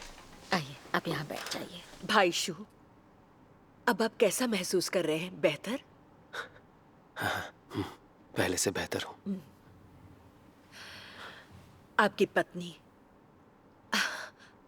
पत्नी की मौत, इस सदमे से उभरना आपके लिए काफी मुश्किल रहा होगा। इसने मुझे मेरे आध्यात्मिक कद का एहसास करा दिया। पहले इसे सहन करना बहुत मुश्किल था। ये कष्ट दे रहा था और मैं परमेश्वर को दोषी ठहरा रहा था। मुझे ऐसा लगा हमने इतने सालों तक परमेश्वर पर विश्वास किया और उनकी सेवा करने के लिए सब कुछ छोड़ दिया, तो परमेश्वर को हमारी रक्षा करनी चाहिए थी। वो हमारे ऊपर ऐसी आपदा कैसे आने दे सकते थे, ये मुझे समझ नहीं आया। परमेश्वर के लिए मेरा प्यार और विश्वास एक झटके में खत्म हो गया। उनकी सेवा करने की मेरी कोई इच्छा नहीं रही। मेरा दिल अंधेरे से भर गया था। बाद में परमेश्वर से प्रार्थना करके और उनके वचन पढ़कर मैं सोचने लगा, परमेश्वर के अनुग्रह का लाभ उठाते वक्त मैं उनका आभारी था और मुझ में उनकी सेवा करने की लालसा थी। मगर मुसीबतों और परीक्षाओं के वक्त में नासमझ हो गया और परमेश्वर को दोषी ठहराने लगा। मैंने परमेश्वर से तर्क और उनका विरोध करने की भी कोशिश की। इस तरह त्याग और खर्च करना वास्तव में सत्य को अमल में लाना नहीं था। यह परमेश्वर के एक जीव के रूप में सेवा करना परमेश्वर के प्रेम का मूल्य चुकाना नहीं था। यह परमेश्वर के आशीर्वाद के लिए, मेरे परिवार की शांति के लिए, उनके स्वास्थ्य और सुरक्षा के लिए मेरे दायित्वों का आदान प्रदान करना था। परमेश्वर के लिए खर्च करना एक अच्छी चीज है, लेकिन यह सिर्फ लाभ उठाने की मेरी शैतानी स्वभाव की इच्छा थी। मैं परमेश्वर की सेवा का इस्तेमाल अपनी आशीष की जरूरतों की पूर्ति के लिए कर रहा था। इसका मतलब मैं परमेश्वर के साथ एक सौदा करने की कोशिश में था।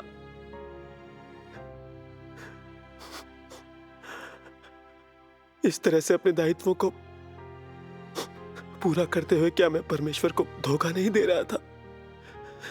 मेरी चेतना और सूझबूझ कहां चली गई थी?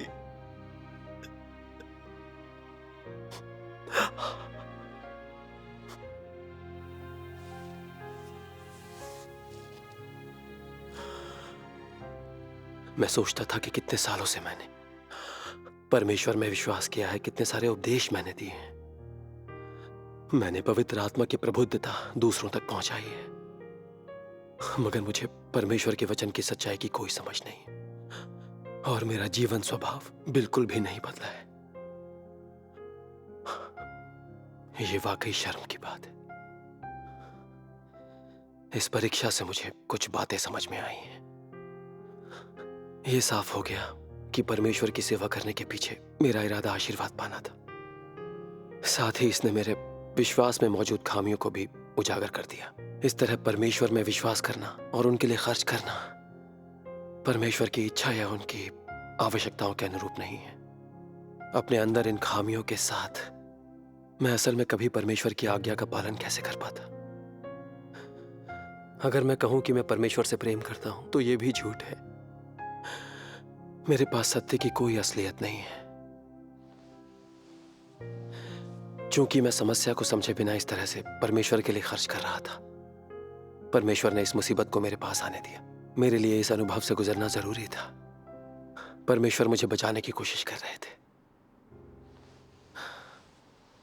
लेकिन मेरी समझ अब भी बहुत कम है। बहन यांग, इस विषय में आपका क्या कहना है? हाँ, अच्छा, आप इसे इस तरह समझते हैं। आपने बहुत कुछ सीखा है। परमेश्वर का धन्यवाद। परमेश्वर के वचनों के अन्याय और परीक्षाओं से हुए खुलासों के बिना हमारे लिए खुद के भ्रष्टाचार और खामियों को जानना मुश्किल है। हम अपनी व्यावहारिक समस्याओं को नहीं देख पाते। हमें तो पता नहीं था कि परमेश्वर की सेवा करने का हमारा तरीका भ्रष्ट था। हम अपनी धारणाओं और कल्पनाओं के आधार पर परमेश्वर के लिए काम कर रहे थे। हमने ये भी सोचा था कि जब तक कानून को धोखा नहीं देंगे, परमेश्वर के बारे में राय नहीं बनाएंगे, उनका विरोध नहीं करेंगे, यानी अगर अच्छे काम करेंगे, अगर हम उपदेश देंगे, तो मतलब होगा कि हम सत्य को समझते हैं, उद्धार पा सकते हैं और स्वर्ग के राज्य में प्रवेश कर सकते हैं। पहले जब मैं प्रभु पर विश्वास करती थी, मेरी भी यही समस्या थी। लेकिन जब मैंने सर्वशक्तिमान परमेश्वर में विश्वास किया और परमेश्वर के वचनों के न्याय को अनुभव किया, तब मैंने जाना कि शैतान ने मुझे कितनी गहराई तक भ्रष्ट कर दिया है। मैं घमंडी थी, मक्कार थी, लालची थी। इन शैतानी स्वभावों की जड़ें मेरे दिल में गहराई तक समा गई थीं। वे मेरी जिंदगी का हिस्सा बन गए थे और उन्होंने मेरे विचारों को काबू में कर लिया था। इसने मेरी इच्छा के विरुद्ध बार बार मुझे परमेश्वर के खिलाफ विद्रोह करने और उनका विरोध करने के लिए मजबूर किया। तब जाकर मुझे अंत के दिनों में परमेश्वर के न्याय और ताड़ना की जरूरत समझ आई। परमेश्वर के न्याय और ताड़ना के बिना परमेश्वर हमारे पापों को क्षमा क्यों न कर दे? तब भी हम शैतान के अनुचर होंगे और परमेश्वर का विरोध करेंगे। हमें परमेश्वर की मंजूरी कभी नहीं मिलेगी। बिल्कुल सत्य, बिल्कुल सत्य। सर्वशक्तिमान परमेश्वर के वचन के अंश सुनते हैं। हाँ, क्यों नहीं।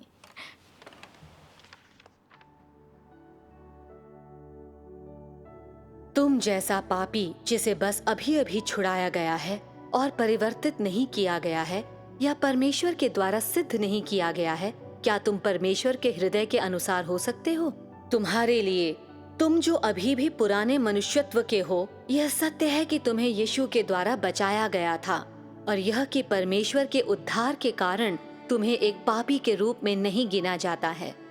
परंतु इससे यह साबित नहीं होता कि तुम पाप पूर्ण नहीं हो और अशुद्ध नहीं हो। यदि तुमने अपने आप को नहीं बदला है तो तुम संत के समान कैसे हो सकते हो? भीतर से तुम अशुद्धता के द्वारा घिरे हुए हो, स्वार्थी एवं कुटिल हो। फिर भी तुम चाहते हो कि यीशु के साथ आओ। तुम परमेश्वर के प्रति अपने विश्वास में एक चरण में चूक गए हो। तुम्हें महज छुड़ाया गया है परंतु परिवर्तित नहीं किया गया है। तुम्हें परमेश्वर के हृदय के अनुसार होने के लिए परमेश्वर को व्यक्तिगत रूप से तुम्हें बदलने एवं शुद्ध करने के कार्य को करना होगा। यदि तुम्हें सिर्फ छुड़ाया गया है तो तुम शुद्धता को हासिल करने में असमर्थ होगे। इस रीति से तुम परमेश्वर की अच्छी आशीषों में भागी होने के लिए अयोग्य होगे, क्योंकि तुमने मनुष्य का प्रबंध करने के परमेश्वर के कार्य के एक चरण को पाने का सुअवसर खो दिया है, जो बदलने एवं सिद्ध करने का मुख्य चरण है। और इस प्रकार तुम एक पापी हो जिसे बस अभी अभी छुड़ाया गया है, परमेश्वर की विरासत को सीधे तौर पर उत्तराधिकार के रूप में पाने में असमर्थ हो। जब तुम्हें ताड़ना के अधीन नहीं किया गया था तो अन्य सभी की तुलना में तुम्हारे हाथ अधिक ऊंचे उठे हुए थे, यहाँ तक कि यीशु के हाथों से भी ऊंचे, और तुम ऊंची आवाज में चीख रहे थे, परमेश्वर का प्रिय पुत्र बनो, परमेश्वर का अंतरंग बनो। हम शैतान को समर्पण करने के बजाय मरना चाहेंगे। पुराने शैतान के विरुद्ध विद्रोह करो, बड़े लाल अजगर के विरुद्ध विद्रोह करो। बड़े लाल अजगर को पूरी तरह से सत्ता से गिर जाने दो, परमेश्वर को हमें पूरा करने दो। अन्य सभी की तुलना में तुम्हारी चीखें अधिक ऊंची थीं, किंतु फिर ताड़ना का समय आया और एक बार फिर लोगों का भ्रष्ट स्वभाव प्रकट हुआ। फिर उनकी चीखें बंद हो गईं और उनके पास अब और संकल्प नहीं था यही मनुष्य की भ्रष्टता है। यह पाप की अपेक्षा अधिक गहराई तक फैला है। इसे शैतान के द्वारा गाड़ा गया है और यह मनुष्य के भीतर गहराई से जड़ पकड़े हुए है। मनुष्य के लिए अपने पापों के प्रति अवगत होना आसान नहीं है। मनुष्य अपनी स्वयं की गहराई से जड़ जमाई हुई प्रकृति को पहचानने में असमर्थ है। केवल वचन के द्वारा न्याय के माध्यम से ही इन प्रभावों को प्राप्त किया जा सकता है। केवल इस प्रकार से ही मनुष्य को उस स्थिति से आगे धीरे धीरे बदला जा सकता है। मनुष्य अतीत में इस प्रकार चिल्लाता था क्योंकि मनुष्य को अपने मूल भ्रष्ट स्वभाव की कोई समझ नहीं थी। मनुष्य के भीतर इस तरह की अशुद्धियां हैं। परमेश्वर में तुम्हारा विश्वास कितना है? क्या तुमने अपना जीवन सचमुच अर्पित किया है? यदि तुम लोगों ने अय्यूब के समान परीक्षणों का सामना किया होता तो परमेश्वर का अनुसरण करने वाले तुम लोगों में से ऐसा कोई भी आज डटा नहीं रह पाता। तुम सभी लोग नीचे गिर जाते और निस्संदेह तुम लोगों के और पतरस के बीच जमीन आसमान का अंतर है। आज यदि तुम लोगों की आधी संपत्ति जब्त कर ली जाए तो तुम लोग परमेश्वर के अस्तित्व को अस्वीकार करने की हिम्मत करोगे। यदि तुम्हारे बेटे या बेटी को तुमसे ले लिया जाए तो तुम चिल्लाते हुए सड़कों पर दौड़ोगे कि तुम्हारे साथ अन्याय हुआ है। यदि तुम्हारा जीवन अंतिम छोर पर पहुंच जाए तो तुम परमेश्वर से तर्क करने की कोशिश करोगे। शैतान द्वारा भ्रष्ट की गई सभी आत्माएं शैतान के अधिकार क्षेत्र के नियंत्रण में हैं। केवल वे लोग जो मसीह में विश्वास करते हैं शैतान के शिविर से बचाकर अलग कर दिए गए हैं और आज के राज्य में लाए गए हैं। अब ये लोग शैतान के प्रभाव में नहीं रहते हैं। फिर भी मनुष्य की प्रकृति अभी भी मनुष्य के शरीर में जड़ जमाए हुए है। कहने का अर्थ है कि भले ही तुम लोगों की आत्माएं बचा ली गई हैं, किंतु तुम लोगों की प्रकृति अभी भी पुरानी दिखाई देती है और इस बात की 100% संभावना रहती है कि तुम लोग मेरे साथ विश्वासघात करोगे। यही कारण है कि मेरा कार्य इतने लंबे समय तक चलने वाला है, क्योंकि तुम्हारी प्रकृति अति अविचल है। अब तुम अपने कर्तव्यों को पूरा करने में उतना अधिक पीड़ित हो रहे हो जितना तुम हो सकते हो, लेकिन एक अखंडनीय तथ्य यह है, तुम लोगों में से प्रत्येक मुझे धोखा देने और शैतान के अधिकार क्षेत्र उसके शिविर में लौटने और अपने पुराने जीवन में वापस जाने में सक्षम है। उस समय तुम लोगों के पास लेश मात्र मानवता या इंसान का रूप रंग जैसा कि अभी तुम्हारे पास है होना संभव नहीं होगा। गंभीर मामलों में तुम लोगों को नष्ट कर दिया जाएगा और इसके अलावा तुम लोगों को फिर कभी भी देह धारण नहीं करने बल्कि गंभीर रूप से दंडित करने के लिए अनंत काल तक के लिए अभिशप्त कर दिया जाएगा। यह तुम लोगों के सामने डाली गई समस्या है।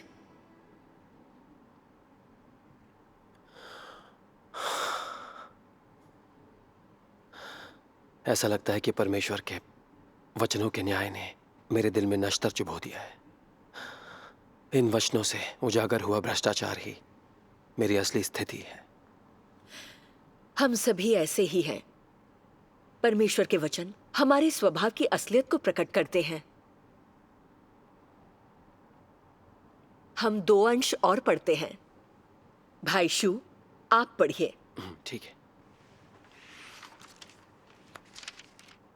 तुझे जानना होगा कि मैं किस प्रकार के लोगों की इच्छा करता हूं। ऐसे लोग जो अशुद्ध हैं उन्हें राज्य में प्रवेश करने की अनुमति नहीं दी गई है। ऐसे लोग जो अशुद्ध हैं उन्हें पवित्र भूमि को गंदा करने की अनुमति नहीं दी गई है। हालांकि तूने शायद अधिक कार्य किया है और कई सालों तक कार्य किया है, फिर भी अंत में तू दुखदाई रूप से मैला है। यह स्वर्ग की व्यवस्था के लिए असहनीय है कि तू मेरे राज्य में प्रवेश करने की कामना करता है। संसार की नींव से लेकर आज तक मैंने कभी भी उन लोगों को अपने राज्य के लिए आसान मार्ग का प्रस्ताव नहीं दिया है जो अनुग्रह पाने के लिए मेरी खुशामद करते हैं। यह स्वर्गीय नियम है और इसे कोई तोड़ नहीं सकता है। तुझे जीवन की खोज करनी ही होगी। आज ऐसे लोग जिन्हें पूर्ण बनाया जाएगा वे पतरस के ही समान हैं। वे ऐसे लोग हैं जो अपने स्वयं के स्वभाव में परिवर्तनों की कोशिश करते हैं और वे परमेश्वर के लिए गवाही देने और परमेश्वर के प्राणी के रूप में अपने कर्तव्य को निभाने के लिए तैयार हैं। केवल ऐसे ही लोगों को सिद्ध बनाया जाएगा। यदि तू केवल प्रतिफलों की ओर ही देखता है और अपने स्वयं के जीवन स्वभाव को परिवर्तित करने की कोशिश नहीं करता है, तो तेरे सारे प्रयास व्यर्थ होंगे। और यह एक अटल सत्य है। मैं प्रत्येक व्यक्ति की मंजिल, आयु, वरिष्ठता, पीड़ा की मात्रा के आधार पर नहीं और जिस हद तक वे दया आकर्षित करते हैं उस पर तो बिल्कुल भी नहीं, बल्कि इस बात के अनुसार तय करता हूं कि वे सत्य को धारण करते हैं या नहीं। इसे छोड़कर अन्य कोई विकल्प नहीं है। तुम्हें यह अवश्य समझना चाहिए कि वे सब जो परमेश्वर की इच्छा का अनुसरण नहीं करते हैं दंडित किए जाएंगे। यह एक अडिग तथ्य है। इसलिए वे सब जो दंड पाते हैं वे परमेश्वर की धार्मिकता के कारण और उनके अनगिनत बुरे कार्य के प्रतिफल के रूप में इस तरह से दंड पाते हैं। अच्छा, अभी यहीं पर रुकते हैं। परमेश्वर के वचन हमारे दूषण विश्वास के साथ जुड़ी समस्या, आशीर्वाद पाने की हमारी लालसा, हमारी शैतानी प्रकृति और स्वभावों का खुलासा करते हैं जो हमें पाप करने पर मजबूर करते हैं। यकीन ना हो, ऐसा हो ही नहीं सकता। हाँ। परमेश्वर के वचन वाकई सत्य हैं। आमीन। जब हम प्रभु में विश्वास करते हैं तो हमारे पापों को क्षमा कर दिया जाता है और हम परमेश्वर की मौजूदगी की ओर लौटते हैं। मगर इससे हमारे शैतानी स्वभावों का समाधान नहीं होता। हमारी प्रकृति परमेश्वर का विरोध करने वाली रहती है। जब परीक्षाओं और शुद्धिकरणों का सामना होता है जो हमारे जरूरी हितों के लिए खतरा बन जाते हैं, फिर भी हम अपनी इच्छा के खिलाफ जाते हैं, परमेश्वर पर आरोप लगाते हैं, उनके बारे में राय बनाते हैं, उनका विरोध करते हैं, यहाँ तक कि उनको अस्वीकार करते हैं। भले ही ऐसे लोगों के पापों को क्षमा कर दिया गया हो, मगर क्या परमेश्वर ने उन्हें अपनाया? क्या उन्हें परमेश्वर की मंजूरी मिली? जब प्रभु में विश्वास करते हैं कोई भी इसे साफ साफ नहीं देख पाता। बिल्कुल सही कहा। जब मैंने सर्वशक्तिमान परमेश्वर में विश्वास किया और परीक्षाओं, शुद्धिकरणों, काट-छांट और निपटारे को अनुभव किया और थोड़े सत्य को समझा, तब जाकर मैं इसे देख पाई। जब मैंने पहली बार सर्वशक्तिमान परमेश्वर में विश्वास किया था, मैंने कलीसिया में अपने दायित्वों को पूरा करने के लिए सब कुछ छोड़ दिया था और मैं कलीसिया की अगुवा चुनी गई। मगर अपने दम की वजह से दायित्वों को निभाने में मनमानी करने लगी। मैं काट-छांट को स्वीकार नहीं कर पाई। मैं कलीसिया के काम में अड़चनें पैदा करने लगी। मुझे बर्खास्त कर दिया गया। मैं करीब करीब टूट चुकी थी। ये बहुत मुश्किल था। इतने सालों के विश्वास के बाद, कलीसिया का ऐसा अगुवा बनने के बाद, जिस पर मेरे वरिष्ठ भरोसा करते थे, जिसका मेरे भाई बहन आदर करते थे, बर्खास्त किया जाना। मैं अपने भाई बहनों का सामना कैसे कर पाती? मैंने अपने दायित्वों को पूरा करते हुए मुसीबतों का सामना किया था। अब मेरा सम्मान और रुतबा छिन गया था। यहां से आगे मैं कहां जाती? मेरे लिए अपने दायित्वों को पूरा करने और परमेश्वर में विश्वास करने का क्या मतलब था? मन ही मन मैंने परमेश्वर को दोषी ठहराया, उनके साथ कुतर्क किया और उनका विरोध किया। मैं लगातार परमेश्वर से विद्रोह और उनका विरोध करने में लगी रही। मगर परमेश्वर की बातों ने मुझे आश्वस्त किया। इस बात की 100% संभावना रहती है कि तुम लोग मेरे साथ विश्वासघात करोगे। विश्वासघात मनुष्य की प्रकृति है। ये बातें बिल्कुल सही हैं। असल में लोग ऐसे ही होते हैं। सही बात है। मैंने देखा कि हम भ्रष्ट इंसान, चाहे कितने ही उत्साह से परमेश्वर की सेवा करते हों, कितने ही अच्छे काम क्यों न किए हों, कितने ही उपदेश दिए हों या कड़ी मेहनत करते हों, परमेश्वर के न्याय और शुद्धिकरण का अनुभव किए बिना हम अभी तक शैतान के अनुचर ही हैं। मुश्किल घड़ी या अनुकूल माहौल होते ही हमारी शैतानी प्रकृति तुरंत काम करने लगती है। हम परमेश्वर को दोष देने लगते हैं और उनके बारे में राय बनाते हैं, यहाँ तक कि उनको धोखा भी देते हैं।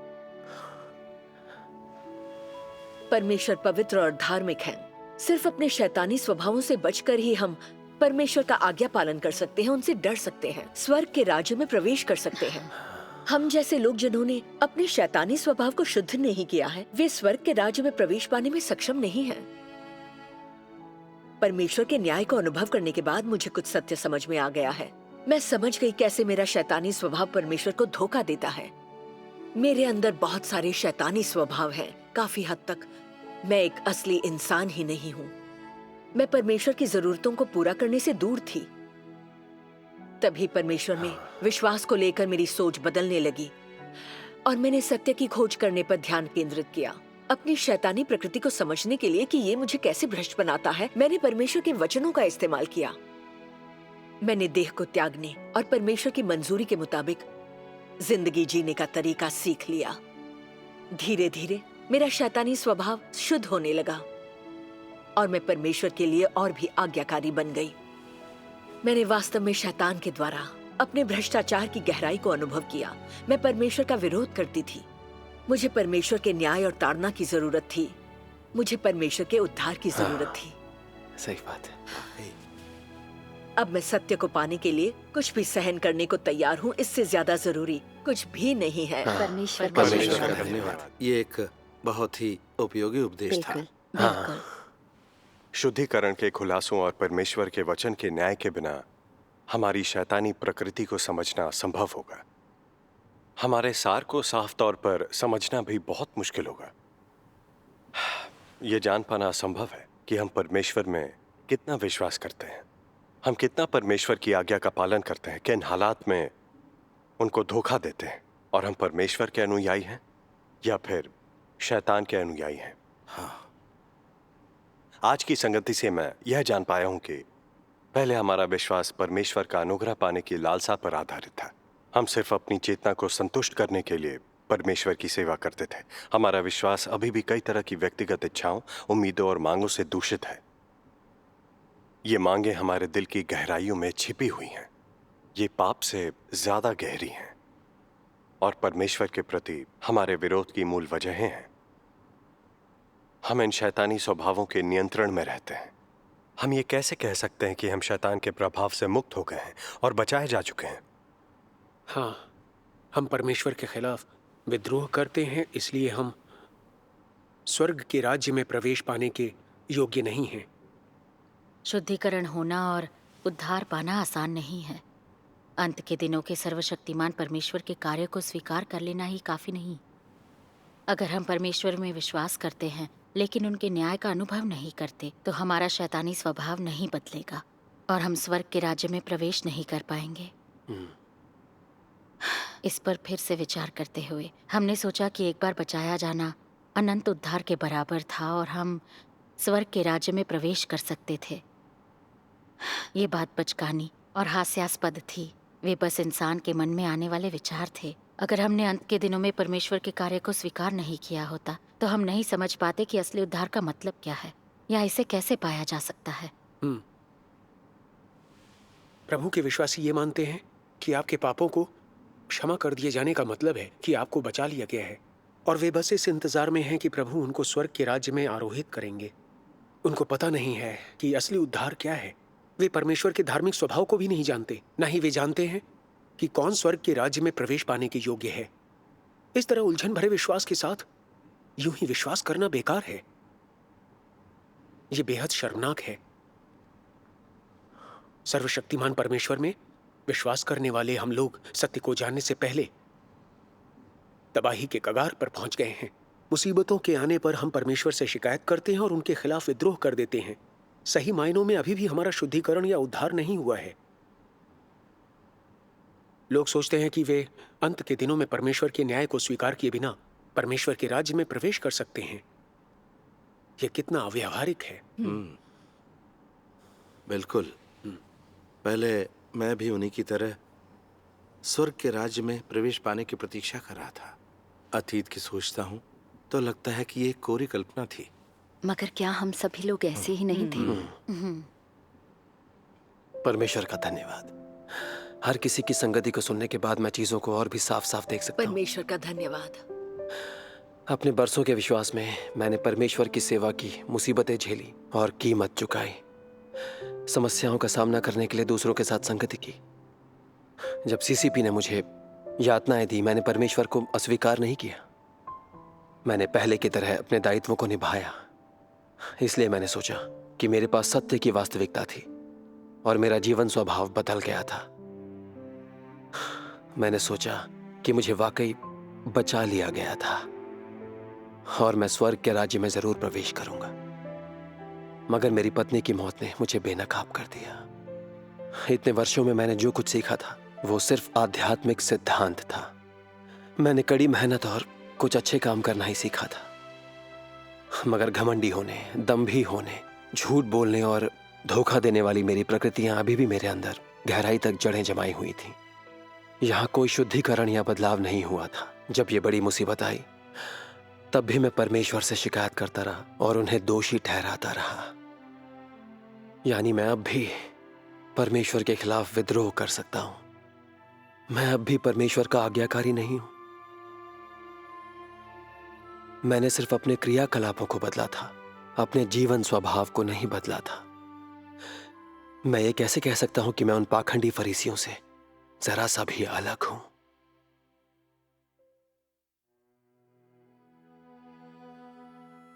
सिर्फ परमेश्वर के न्याय, ताड़ना, परीक्षा और शुद्धिकरण को अनुभव करने के बाद ही मैं ये देख पा रहा हूं कि मेरे पापों को क्षमा कर दिया जाना असली उद्धार नहीं था और मैं स्वर्ग के राज्य में प्रवेश करने के काबिल नहीं बना था। सिर्फ परमेश्वर के न्याय, ताड़ना, परीक्षा और शुद्धिकरण को अनुभव करके ही इंसान के अंदर गहराई तक जड़ें जमाए शैतानी स्वभाव और पापी प्रकृति को पूरी तरह से शुद्ध किया जा सकता है। सिर्फ ऐसे अनुभवों से ही लोग सत्य को समझ सकते हैं, परमेश्वर को जान सकते हैं और ऐसा इंसान बन सकते हैं जो परमेश्वर की इच्छा का पालन करता हो। सिर्फ ऐसे ही लोग स्वर्ग के राज्य में प्रवेश पाने के काबिल हैं।